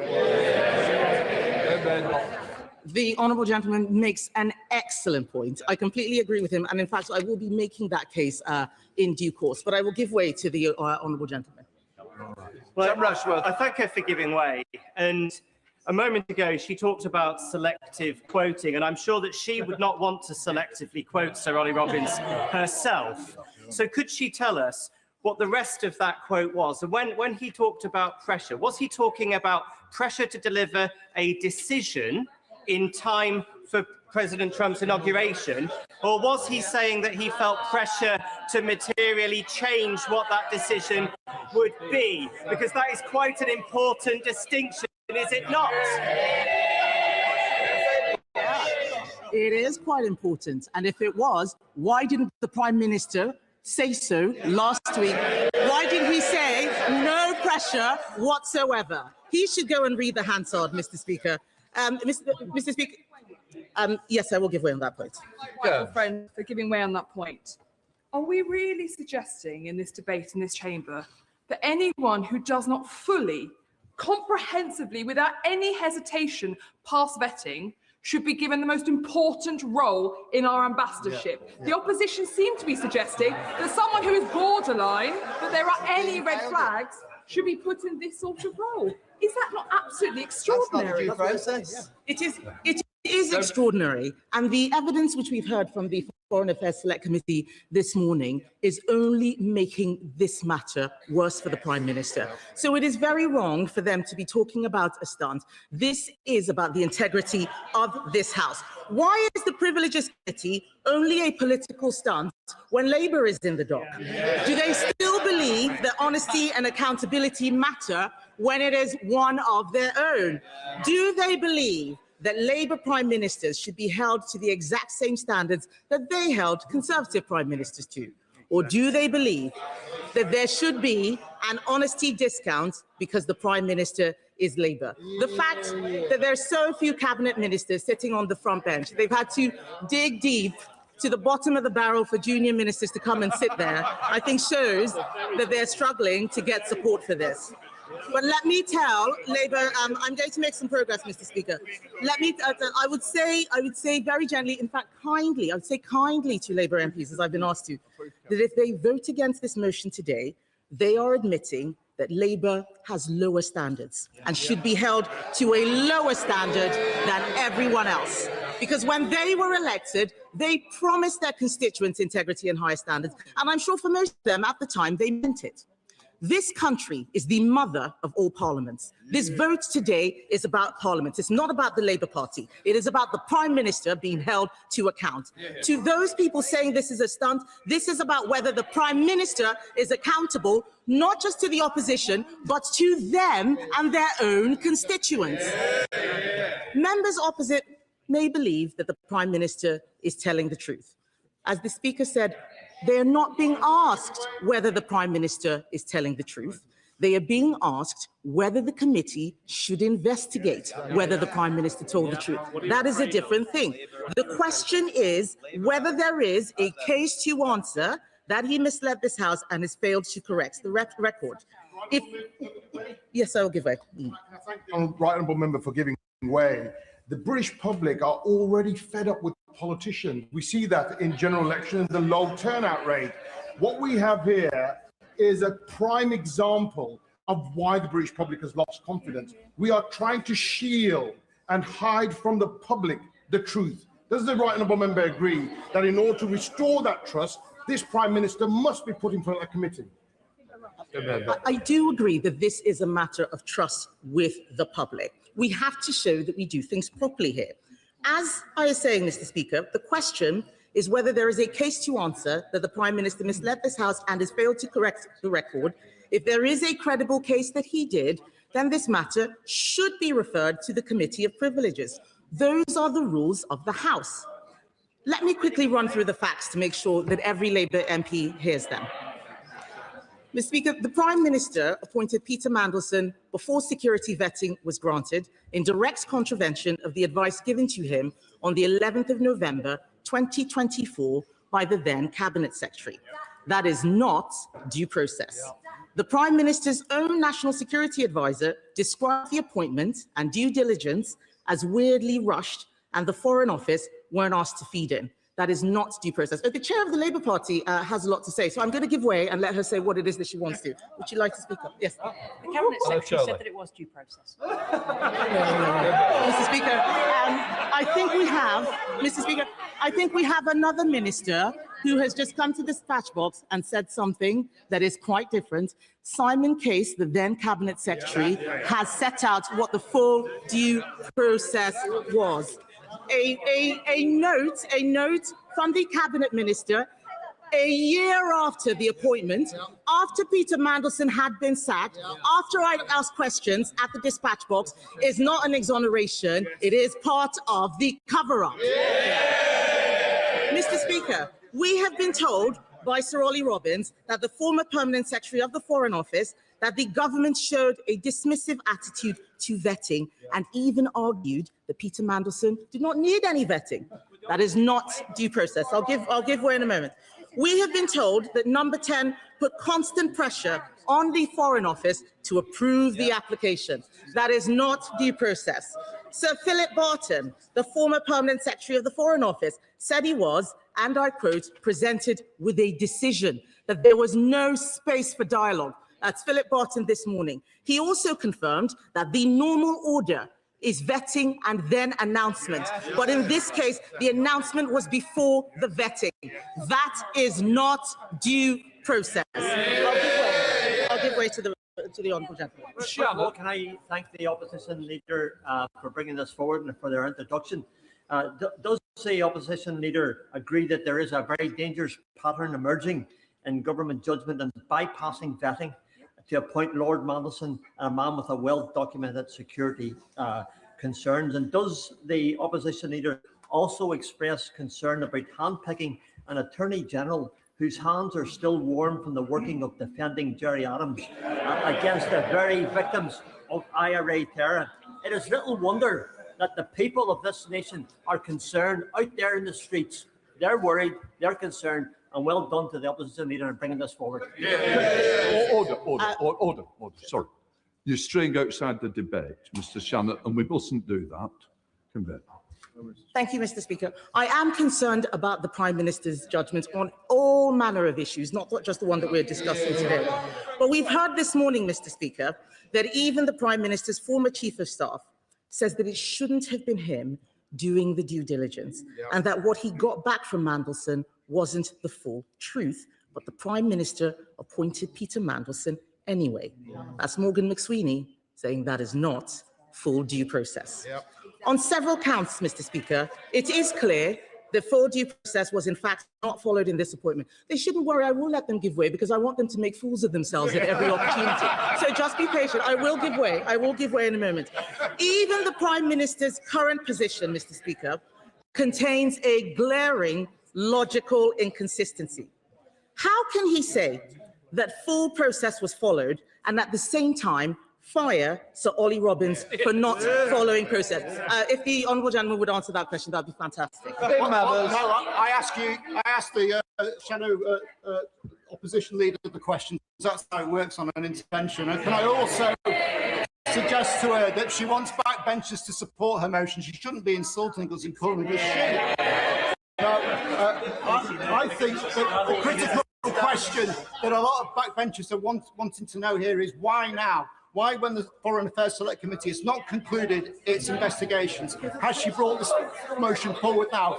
Is it because there is local elections next week, or is that a coincidence? The decision was made on the letter that's been sent to me, not on whether somebody may be meeting somewhere else. It is judged on that merit. I don't need to be questioned again. Mr. Speaker, I think the honourable gentleman would like his ministerial job back. It's the only explanation for why he was asking that question. So I did ask, if full due process was followed, why was Sir Ollie Robbins sacked? No answer. The Privileges Committee is clear that misleading intentionally or recklessly, refusing to answer legitimate questions, or failing to correct misleading statements impedes or frustrates the functioning of the House and is a contempt. That's what the Privileges Committee says. The Prime Minister has not answered legitimate questions on this appointment. They were all there at PMQs when I asked him whether he spoke to Peter Mandelson before the appointment about 6 times, and the Prime Minister refused to answer. Contempt. This is no longer just about the appointment of Peter Mandelson or the convicted paedophile Jeffrey Epstein. This is about whether or not the Prime Minister should be referred for contempt of Parliament. The honourable member for Warwick and Leamington said last week, I don't know if he is in the chamber, he said last week that the Prime Minister is a man of the utmost decency who would never, ever lie. If that is the case, they should welcome this chance to prove that. If they really believed that statement, they would not have to be whipped to block an investigation. The privileges... yes, I will give way to the right honourable gentleman. I'm grateful for the right honourable lady giving way. She will know that I was never a fan of Boris Johnson. No. You did so well. But when there was a similar motion for the House to refer Mr Johnson to the Privileges Committee, his side was not whipped. Can she confirm that? And can she question why the government is whipping its side on this matter? That is an excellent question from the right honourable gentleman. I can confirm that this side was not whipped. I can also confirm that the leader of the head of the Privileges Committee was a former acting leader of the Labour Party. We trusted this House to do the right thing. Why can they not do the same? Why? Mr. Speaker, the Privileges Committee is made up mostly of Labour MPs. Are they saying that they do not believe that their own colleagues would give the Prime Minister a fair hearing? Are they saying that? If this was just a bad decision that he's apologised for, then surely the Privileges Committee will find him not guilty. I give way to my right honourable friend. Does my right honourable friend agree with me that the Prime Minister is pursuing a scorched earth policy? Advisor, a civil servant, has been chucked under the bus to save his skin, and now it is the turn of his own MPs. For if the Prime Minister had not misled the House, then the correct path is to go to the Privileges Committee so the Prime Minister can clear his name. I do agree with my right honourable friend. This is a scorched earth policy, and they are the earth, and I'm afraid to say they are being scorched. Let me ask them this, Mr. Speaker. If the Prime Minister has nothing to hide, why is he whipping to avoid scrutiny? Why? Why is he whipping? They are being whipped today to exonerate him before the facts have even been tested. It is not for the first time I am having to tell Labour MPs that they are being stitched up. This is a man who has led them up and down so many hills. Our Education Secretary wants to intervene. Would she like to talk about the U-turn yesterday on social media? No, she doesn't want to. Shame. We got our U-turn, Mr. Speaker. We got our U-turn. They have to sit there looking embarrassed at every decision that they have to roll back on. This is a man who has led them up and down so many hills. He sends them out to defend the indefensible even this afternoon, and it's a great effort by the whips, I must say. I know someone else wants to intervene. Please go on. Scott Arthur. Thank you, Mr. Speaker. And I do thank her for giving way. And of course, she's right that the Conservatives did get a free vote on the Partygate scandal. She chose to abstain, which is an absolute disgrace. Absolute disgrace. The bigger disgrace. The bigger disgrace was voting against Action on. Thank you, Mr. Speaker. The bigger disgrace was voting against Action on Owen Parson, and she voted against that. Another disgrace. Whipped. Mr. Speaker, I actually feel bad having to make this explanation. And I say to my right honourable friend, I am trying to be kind, but there was no vote, so no abstention, because not a single one of us voted to block the investigation. This is a clear example of the sit down. Mr. Speaker, this I'm not giving way. He's had his chance, Mr. Speaker. This just goes. If the Honourable Lady, Right Honourable Lady, gives way, that's fine. If I've one crack at the whip, I wouldn't try too many cracks.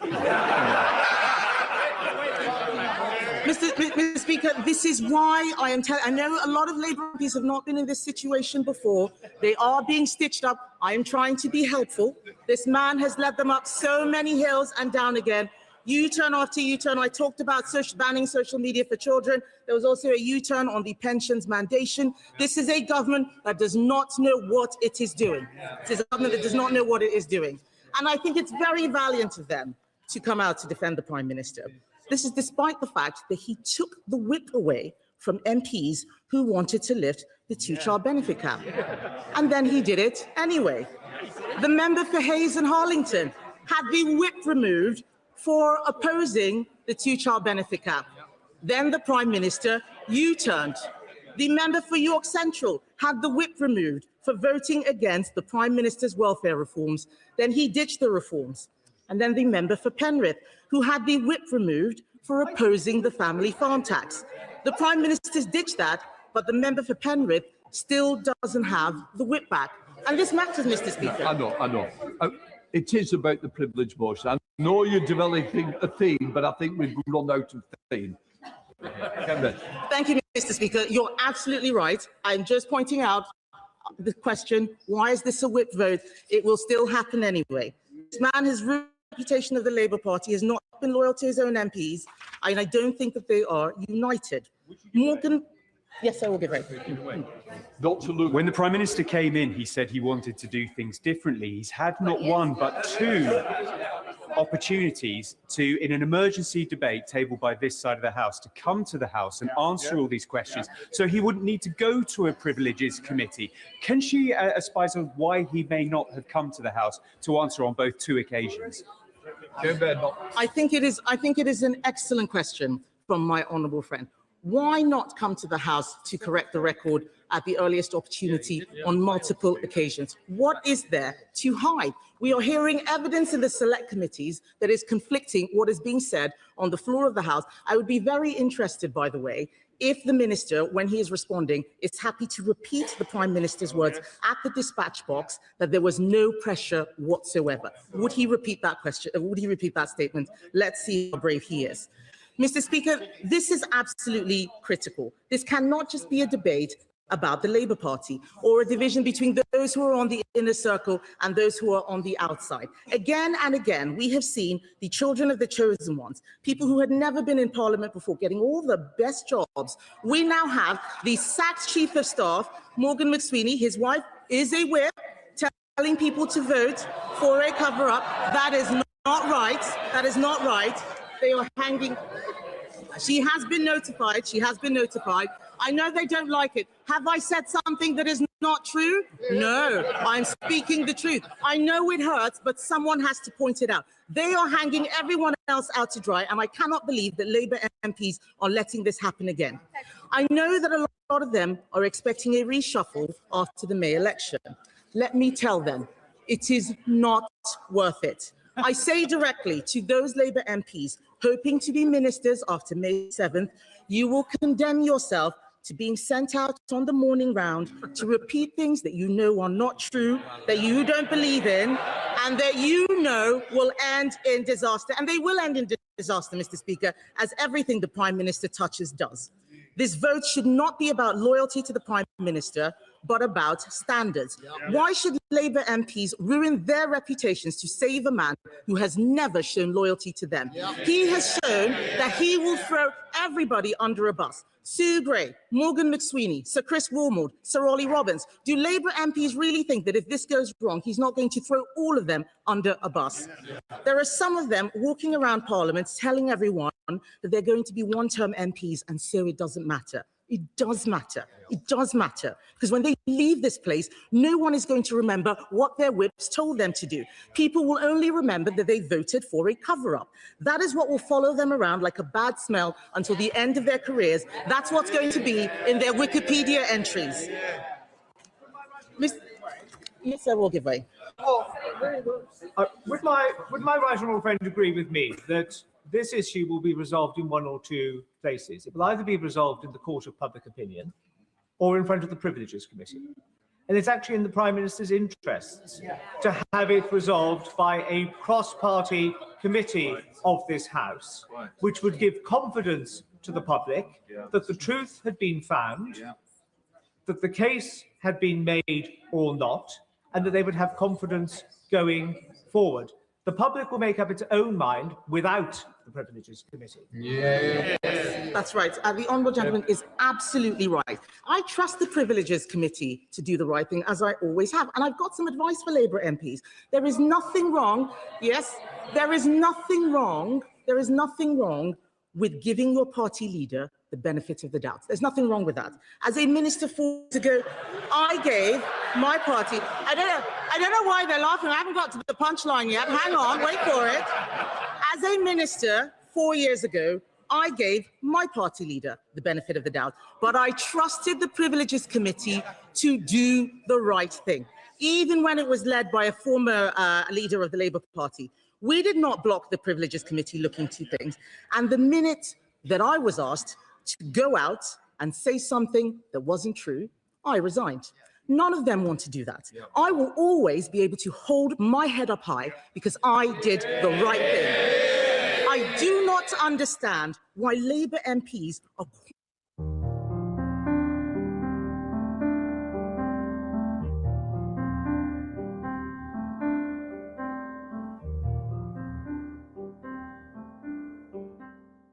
They pretend that the wrong thing is actually the right thing. They pretend that the bad thing is actually a good thing because it's Labour MPs who are doing it.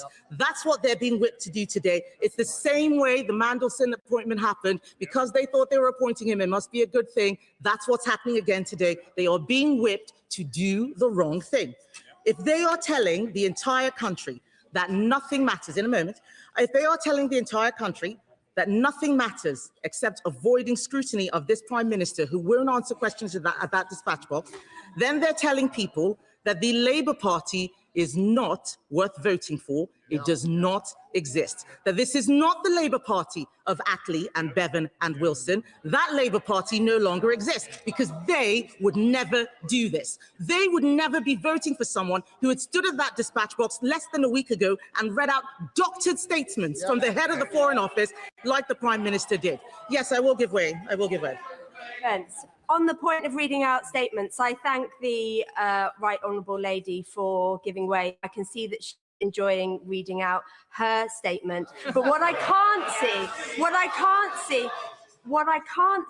is the case that she is making about the Privileges Committee. What I can't see is what she doesn't think is right about a criminal investigation, about inquiries that are consistently being made about the decision that was made that we have accepted was wrong. What's wrong with the Foreign Affairs Select Committee, and what's wrong with the processes that are in?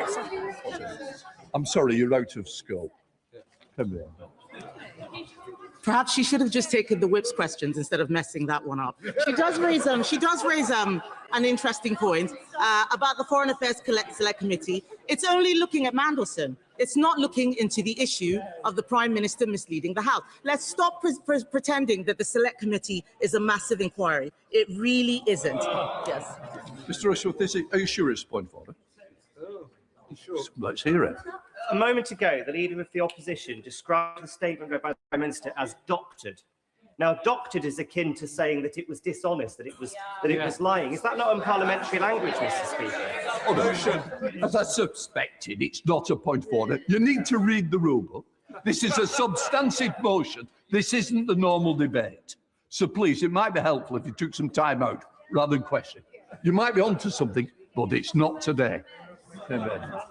Mr. Speaker, time and time again throughout this debate, I've seen Labour MPs stand up showing that they do not understand what the rules are or what this is about. This is not about whether or not, this is not about the specific statements. This is about whether or not we should have a referral to the Privileges Committee. They are moving the goalposts because they don't want to answer that simple question. And they've come up with all sorts of excuses. It is not an excuse to say that there is a war on. The Prime Minister has said repeatedly that we are not in this war. He can't have it both ways. At every turn, he has tried to deny this House full transparency over this appointment. We had a vote in the House for documents to be released, and yet we discover that documents are not being released.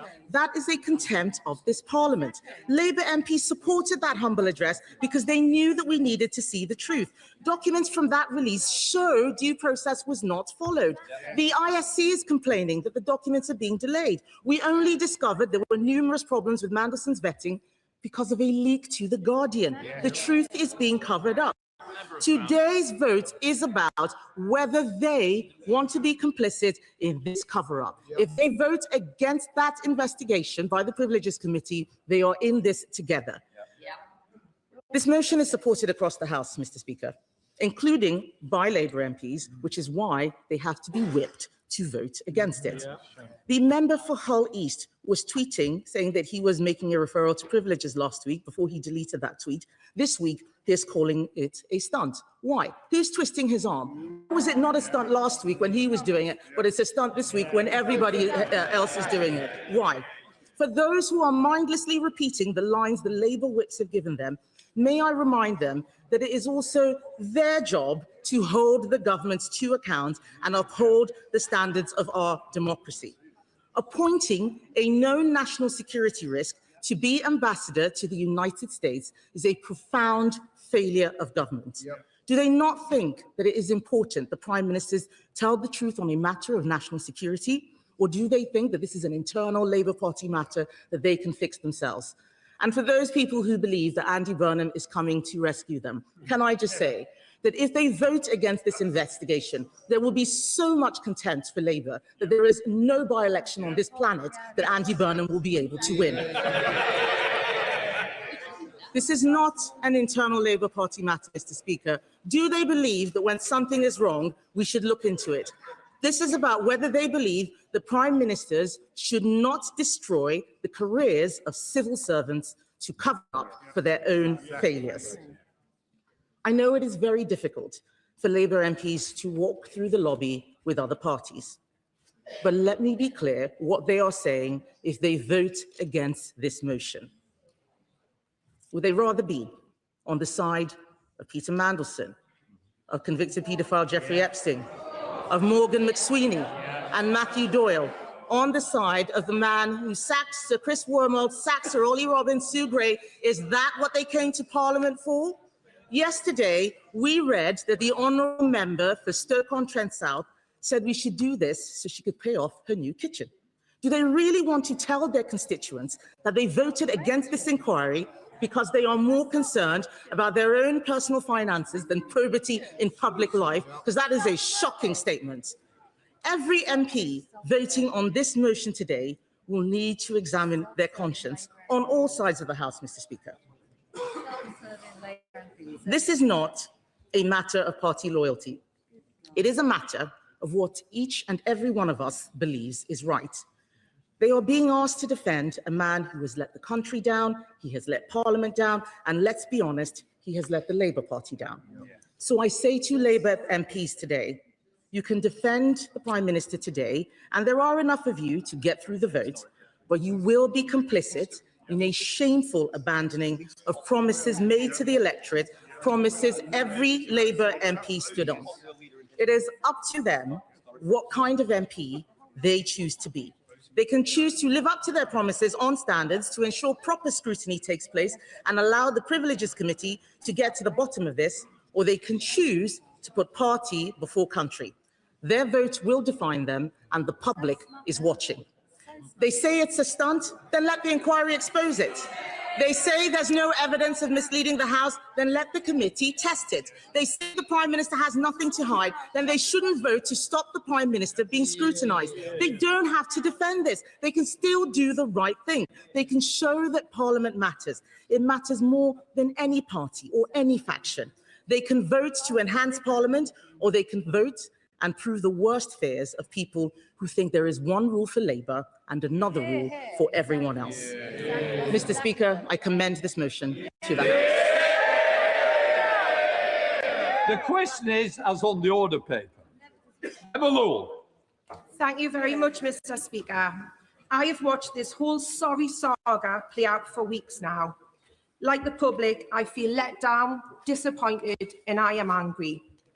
Peter Mandelson should never have been appointed. This was a fundamental failure of judgment. Matthew Doyle should never have been given a peerage.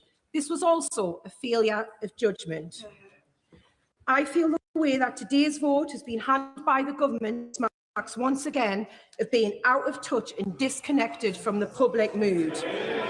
The fact that MPs like me are being whipped into voting against this motion is, in my view, wrong, Mr. Speaker. It has played into the terrible narrative that there is something to hide, and good, decent colleagues will be accused of being complicit in a cover-up. A number of weeks ago, at a private meeting with my right honourable friend, the Prime Minister, I spoke about how, after a career of working so closely with victims of child sexual abuse, that I could not even begin to express how much it hurts me when people are screaming at me in the street that I am a member of the Pedo Protectors Party. I also said that prior to this scandal, people criticised the government's policies and at times lack of political narrative. But to me, they are now questioning the government's moral compass. My comments were leaked almost immediately by colleagues who were present. My words were then used later by the Leader of the Opposition. Recent weeks have since seen such abuse intensify and ongoing abuse and threats to mine and my staff's safety continue. Privilege motions, ISC investigations, committee hearings and process don't come up on the doorstep. What does come up time and time again is a general feeling that there is something just not right, that politicians are failing to deliver on their promises. Trust has gone and it's been replaced by anger, and the already fragile fabric of our democracy is eroding further every day this continues. This Prime Minister is very careful with his words and does have respect for the office he holds. He does want to change this country for the better, and he truly believes in public service, something which in recent years may have been sorely lacking from previous Prime Ministers. So I can't understand, Mr. Speaker, why the Prime Minister doesn't refer himself to the committee with a clear statement that he is doing so to clear his name. One quick session of the committee could surely see this matter concluded. Instead, it will now drag on and dominate every headline and interview. It will overshadow and undermine every good policy we make and continue to drag every single one of us down. Whether any Prime Minister misled the House or not is not a matter for the Foreign Affairs Select Committee, nor is it a matter for the Intelligence and Security Committee. It is a matter for privileges. That's why such a committee exists. It may be that opposition parties are using this motion today to box Labour MPs in, but I'm not angry about that. That's politics. Some of us here would do the same. But I know one thing for certainty, Mr. Speaker, that I will not be voting against this motion, but I want to listen carefully to the rest of this debate, because like everyone, when I came to this House, I wanted to do the right thing, and I hope I continue to do that for however long I have left in this place. Sir Ed David, Leader of the Liberal Democrats. Mr. Speaker, it's an honour to follow the Honourable Lady, the member for South Shields, who I think has made a very powerful speech. And I think we all, on all sides, listen to it, and I hope her colleagues on the government benches listen to it and think about it carefully during the passage of this debate. Mr. Speaker, the Prime Minister called this motion a stunt. That is not why I put my name to it. But it's funny, though. I was just checking whether they were awake, Mr. Speaker. But it is funny, though, because stunt is exactly the same word Boris Johnson used about the motion that the Prime Minister and I tabled 4 years ago, referring Boris Johnson to the Privileges Committee. Ironic, Alanis Morissette could probably write a whole album about it. It wasn't a stunt then, and it isn't a stunt today. It is, as the Prime Minister said back then, a motion that, and I quote, seeks to defend the simple principle that honesty, integrity, and telling the truth matter in our politics. Honesty, integrity, telling the truth. These things matter in our nation's parliament, perhaps more than anywhere else. And when I hear the Prime Minister complain that we've tabled this motion just over a week before important elections, I find myself transported back to that debate 4 years ago, 7 days before crucial local elections. At that time, Conservative MP after Conservative MP made exactly the same bogus argument in defence of Boris Johnson. So I do have to say, although there are differences in the whipping arrangements, I do find it very hard to take some of the sanctimony from the leader of the Conservative Party seriously.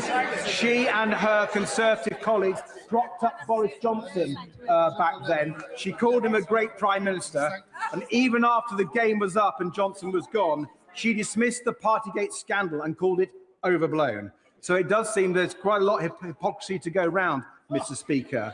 But I want to try and be consistent. So I look back in Hansard at what I said back then. And I was struck that I can use exactly the same words today. With families facing the deepest fall in the living standards since the 1950s, with the pain of energy bills and rising food prices compounded by the government's unfair tax rises, we know that our constituents are facing real hardship. It's not just a cost of living crisis, it's a cost of living emergency. At such a time, the country needs a government that will be focused on tackling that economic emergency. Crucially, it needs a government that it can trust. Labour members agreed with me back then. I hope they will still agree with those words now. I give way to the Honourable Lady. thank the honourable member for giving way. He's mentioned Boris Johnson a few times, so I just wanted to remind the House that Boris Johnson misled the Foreign Affairs Select Committee, and his words about my constituent, Nazanin Zaghari-Ratcliffe, meant that she spent 6 extra years in jail for a crime she didn't commit. He had multiple opportunities to apologise, including when he saw Nazanin face to face. Does the honourable member think when someone has made a mistake, especially someone in a position of power, they should apologise? Well, Mr. Speaker, I can see from your letters in the chair that you don't necessarily want me to go down that particular avenue, but I hope I speak for others that we can reflect on how incredibly depressing it is that nothing has really changed. The British people are facing a cost of living emergency.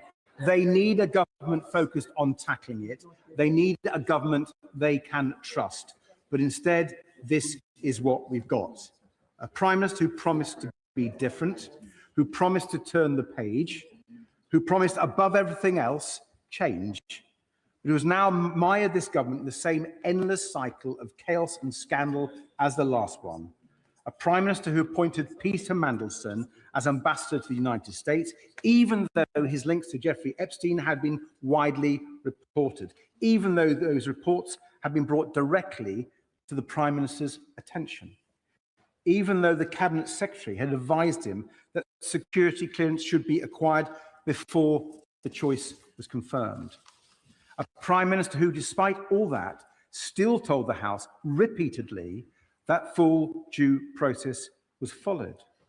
A Prime Minister who says no pressure existed whatsoever to appoint Mandelson, even despite all the evidence we've heard to the contrary, as the Right Honourable Lady set out in her speech. And now a Prime Minister who desperately claims that he wouldn't have appointed Mandelson if he had known about UK security vetting's recommendation. Mr. Speaker, the Prime Minister said we would find what he told us to be incredible, and we do. But I think it's that last part that is the most incredible of all. Does he really expect us to believe that after all of that, ignoring the clear warnings from the Propriety and Ethics team, ignoring the advice of his then Cabinet Secretary to get the security vetting done first, ignoring everything we already knew about Peter Mandelson, and announcing his appointment to the world before the vetting had been done, does the Prime Minister really expect us to believe that if he'd been given the same recommendation as Ollie Robbins, that it was a borderline case, that he'd have cancelled the appointment? Do honourable members opposite really believe that's what would have happened?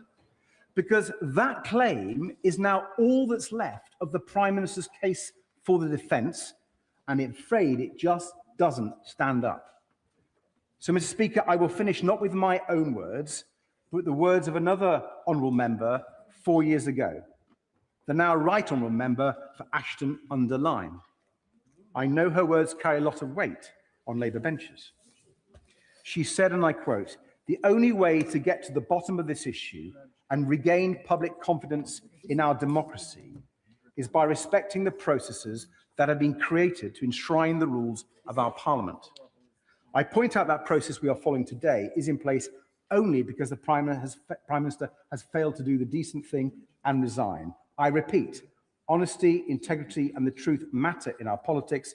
Today, MPs across the House have the opportunity to defend those principles and to vote to support our democracy. Mr. Speaker, the Right Honourable Lady was right back then. That is the opportunity before MPs today, and I urge us all to take it. Brenda Singh Joseph. Thank you, Mr. Speaker. Last week I spoke in the emergency motion debate, and I spoke about the appointment of Peter Mandelson in the first instance, the approach taken by the Prime Minister as details have become available, and finally the vetting process overall. Today I want to address the motion and why I feel it's premature. And in doing so, I believe there are 3 principles of this House that are key to our consideration today, and that is transparency, due process and proportionality. A privileged motion is a serious matter and a tool available for Parliament to use in such circumstances. And whilst the motion is there to address such matters, it is also the case that use of a privileged motion impacts on the integrity of the House and its procedures. And deploying a privileged motion prematurely or in the absence of full and proper grounds has the ability to impact negatively on the integrity of the House. And I'm clear that any allegations or concerns must be addressed. Refer the member to the words of the Speaker earlier. It's the Speaker that decides whether or not a privilege motion is ahead. So he's criticising the Speaker for having allowed it. He received it. So my point is about what our consideration of it, the fact that the Speaker has decided we are here discussing it, and I'm putting a case forward about why I think it's premature to vote for it today. Just because the Leader of the Opposition and others have decided to put it does not make it right. It's clearly a political and partisan process. And I'm very clear that any allegations or concerns must be addressed. And it's quite clear that the Prime Minister is clearly of this view as well. And which is why we have the humble address, why we've got ongoing inquiries by the Foreign Affairs Select Committee, and even an ongoing police investigation.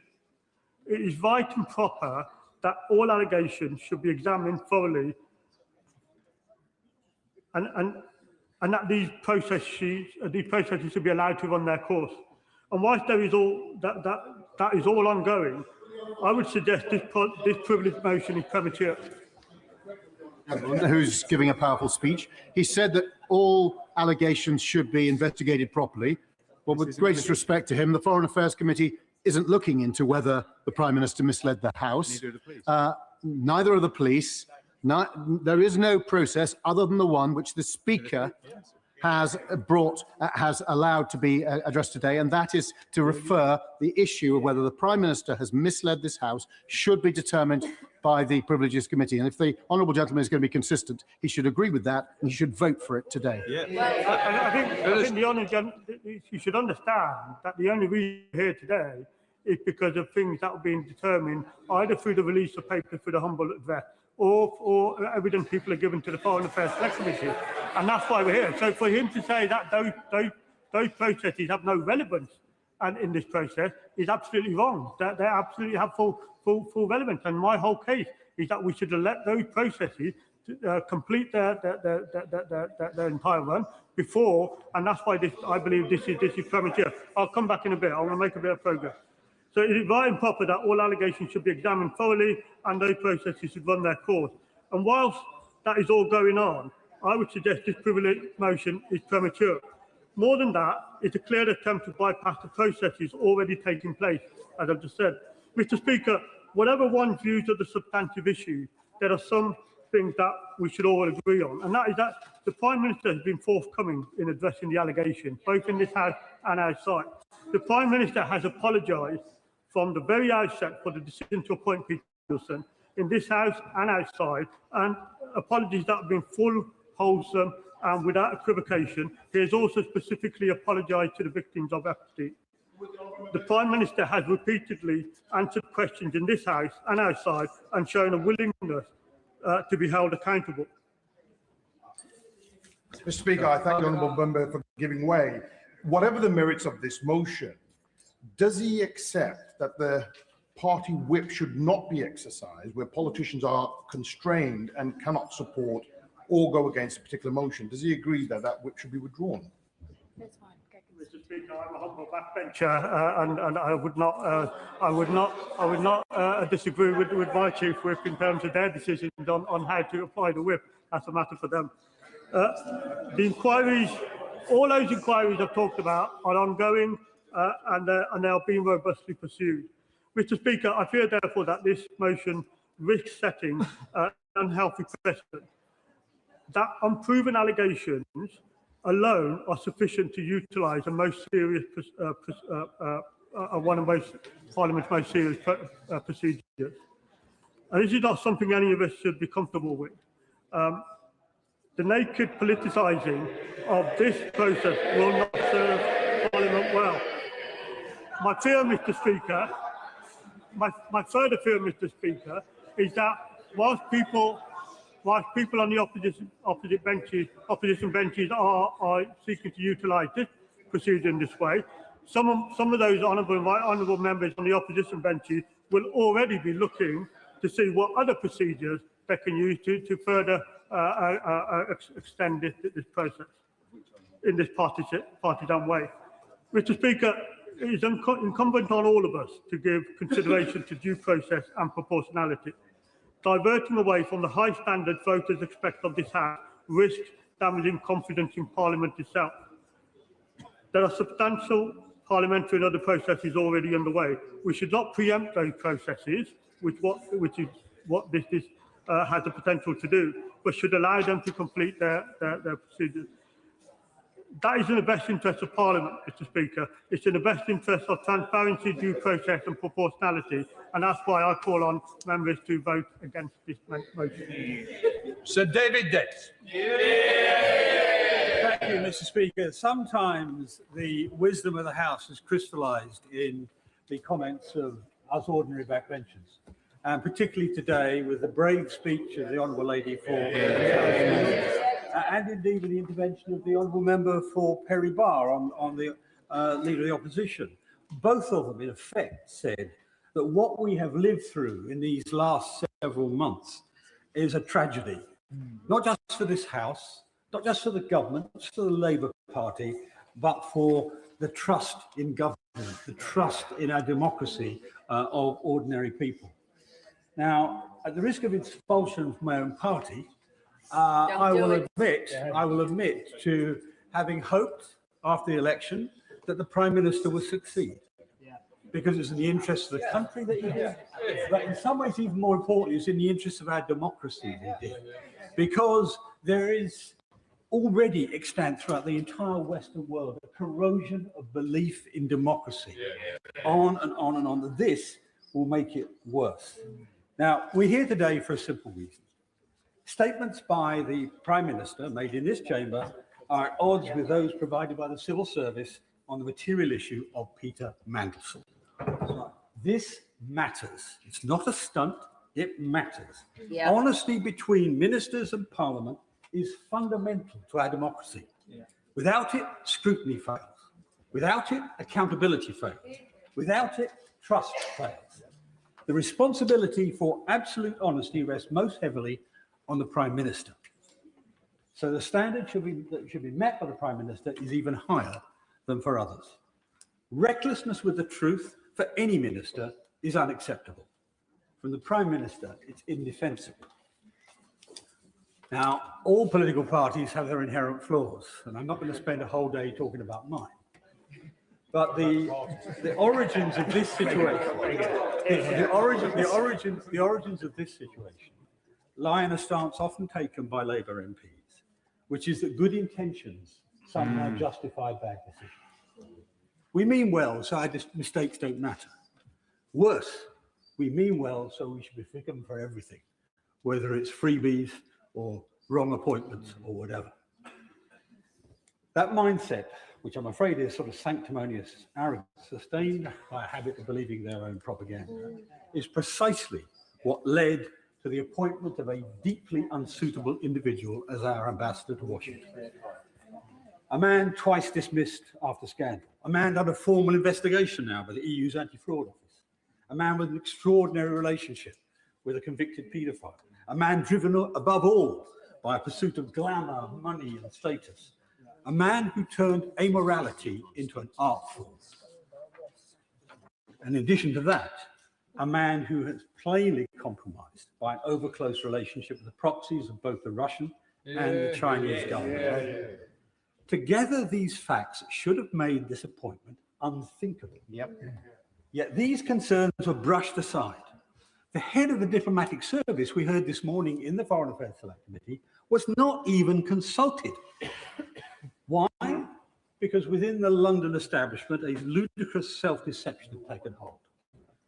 That the peculiarities of the Trump administration could be countered to the peculiarities of Peter Mandelson. Yes, of course. Grateful to my right honourable friend.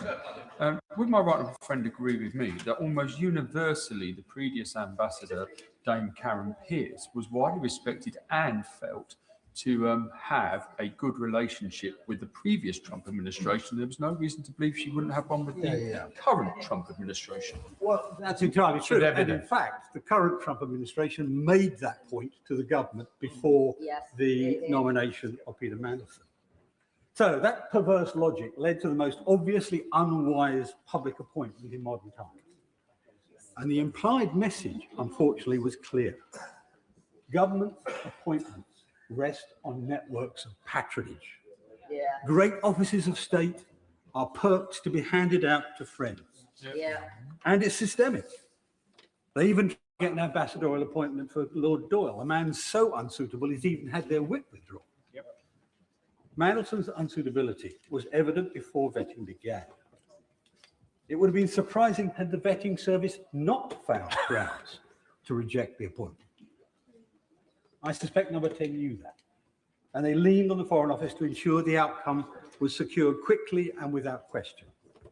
And by the way, one of the honourable members, I can't remember his name or seat, tried to suggest that pressure for time is different from pressure on outcome. When it's vetting, it's not. I mean, my first positive vetting took 6 months. Now, I know I've got an unreliable friend. Fewer, I think, than Lord Mandelson. It would have taken quite a long time to get to the bottom of all the issues raised with Lord Mandelson. So saying you've got to do it quickly is the same as you've got to do it shoddily. So let's not lose sight. I'll give way. Oh, Francois. He's making an excellent speech. But is it not true that the post of UK ambassador to Washington would be held by someone who would therefore have access to extremely sensitive intelligence, potentially including nuclear cooperation, and the fact that Mandelson had been found to have been working for a Russian company post the invasion of Ukraine should have completely barred him from that appointment on that one ground alone? My honourable friend is exactly right, and indeed it's worse than that, because it is the nexus, that post is the nexus of the entire Five Eyes intelligence cooperation. And in our service, it's not like the Americans. In the American embassies, the CIA is freestanding. The ambassador doesn't matter. In our service, the ambassador runs the local Secret Service, if you like. And so he is or she is entirely responsible and has entire access.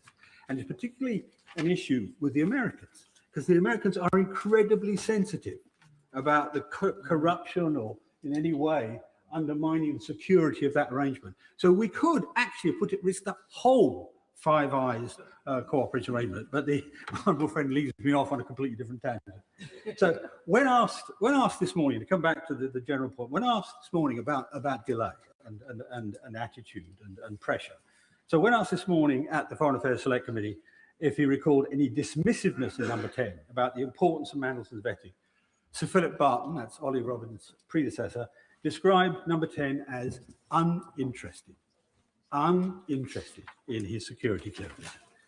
The evidence Sir Ollie Robbins gave was that throughout January there was constant pressure and an atmosphere of constant chasing.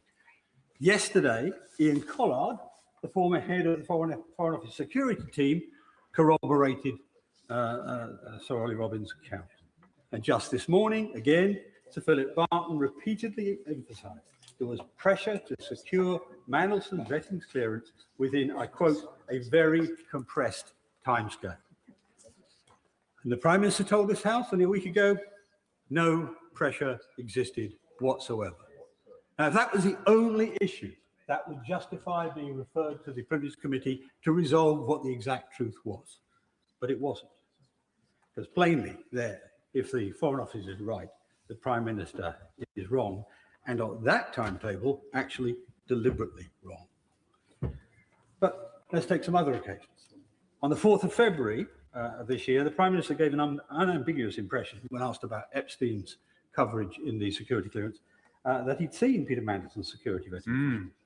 But in April, he told the House, on the 14th of April, you found out for the first time that Mandelson had been granted developed vetting clearance against the specific recommendation of the United Kingdom security vetting, that developed vetting clearance should be denied.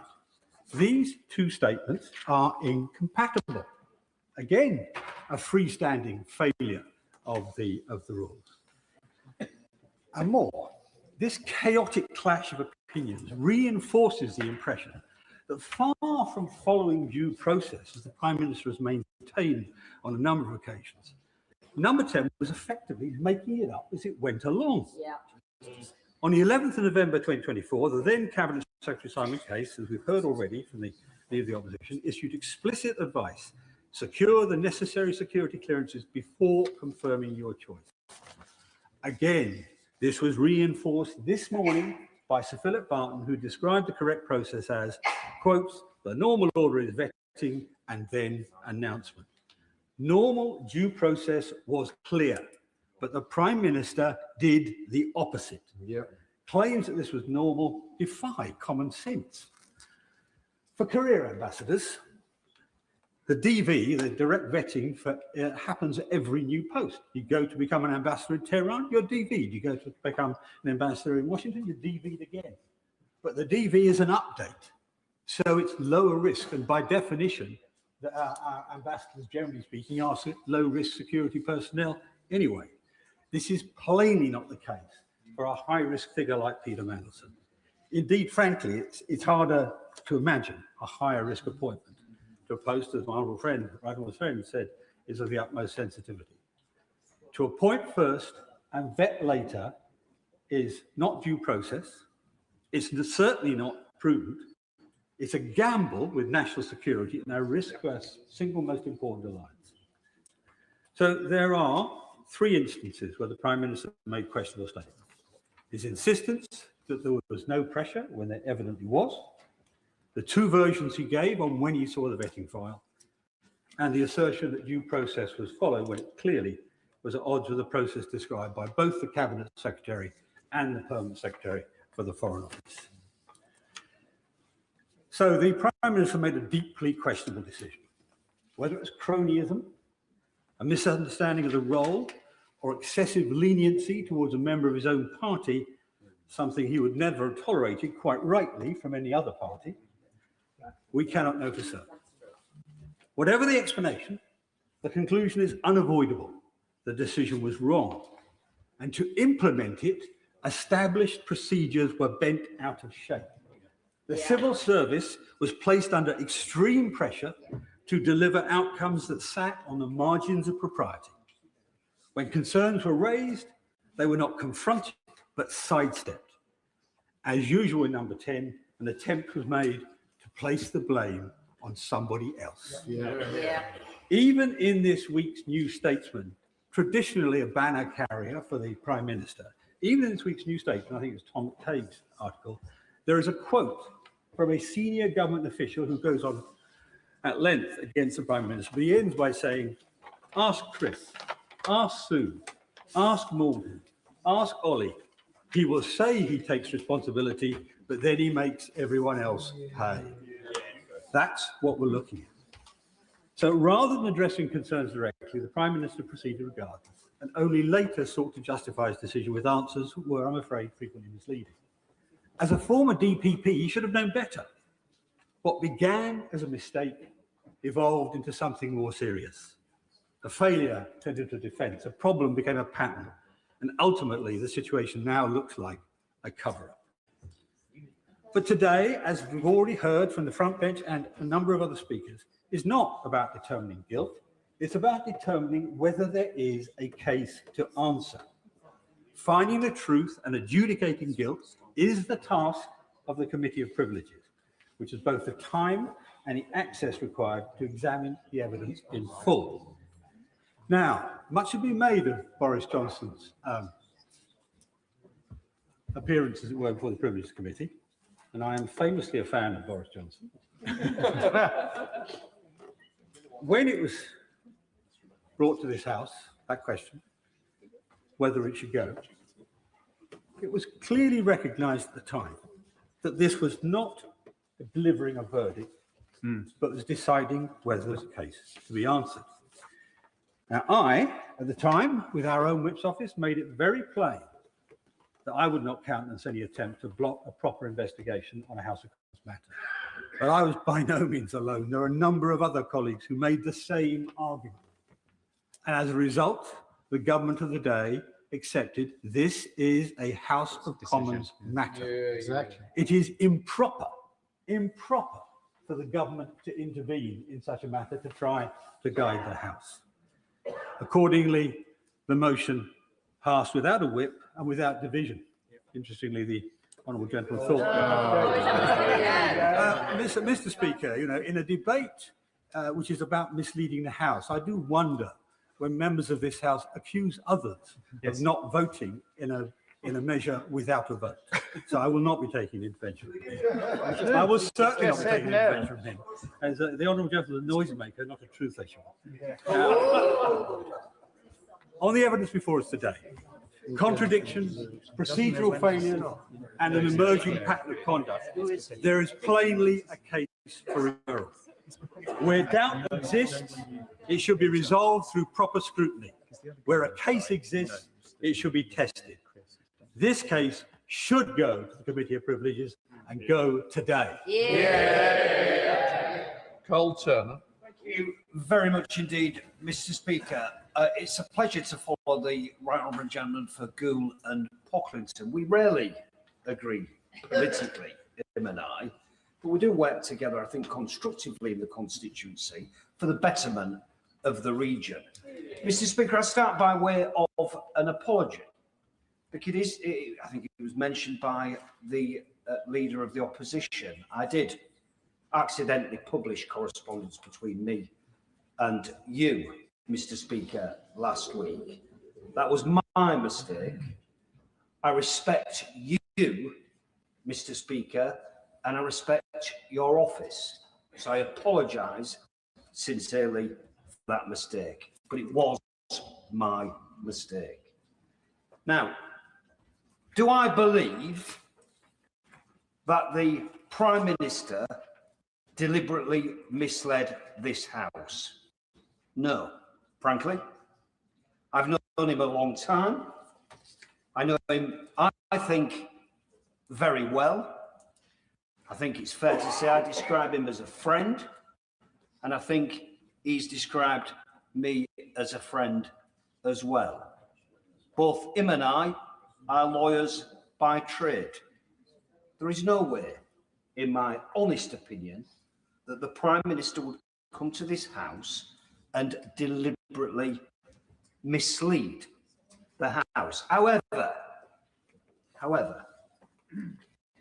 there was a very significant difference, in my view, between what the Prime Minister said in answer to the Right Honourable Lady, the Leader of the Opposition, last week in Prime Minister's questions, and what the evidence was of Ollie Robbins the previous day. I think I'm right in saying that the Prime Minister said there was no pressure whatsoever, intimating at very least that that was the evidence that Ollie Robbins had given to the committee. I watched every minute of it.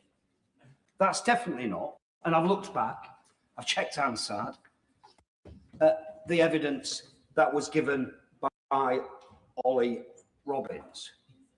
So I do think there is a prima facie case for this matter to be investigated and an inquiry to be had by the appropriate committee of this House. And I think, Mr. Speaker, that if that happened, I suspect it's not going to, because this is whipped. I don't blame the government for that. I find it unfortunate, to be honest, but they're not setting any new precedent. There's been precedent for whip scenarios in this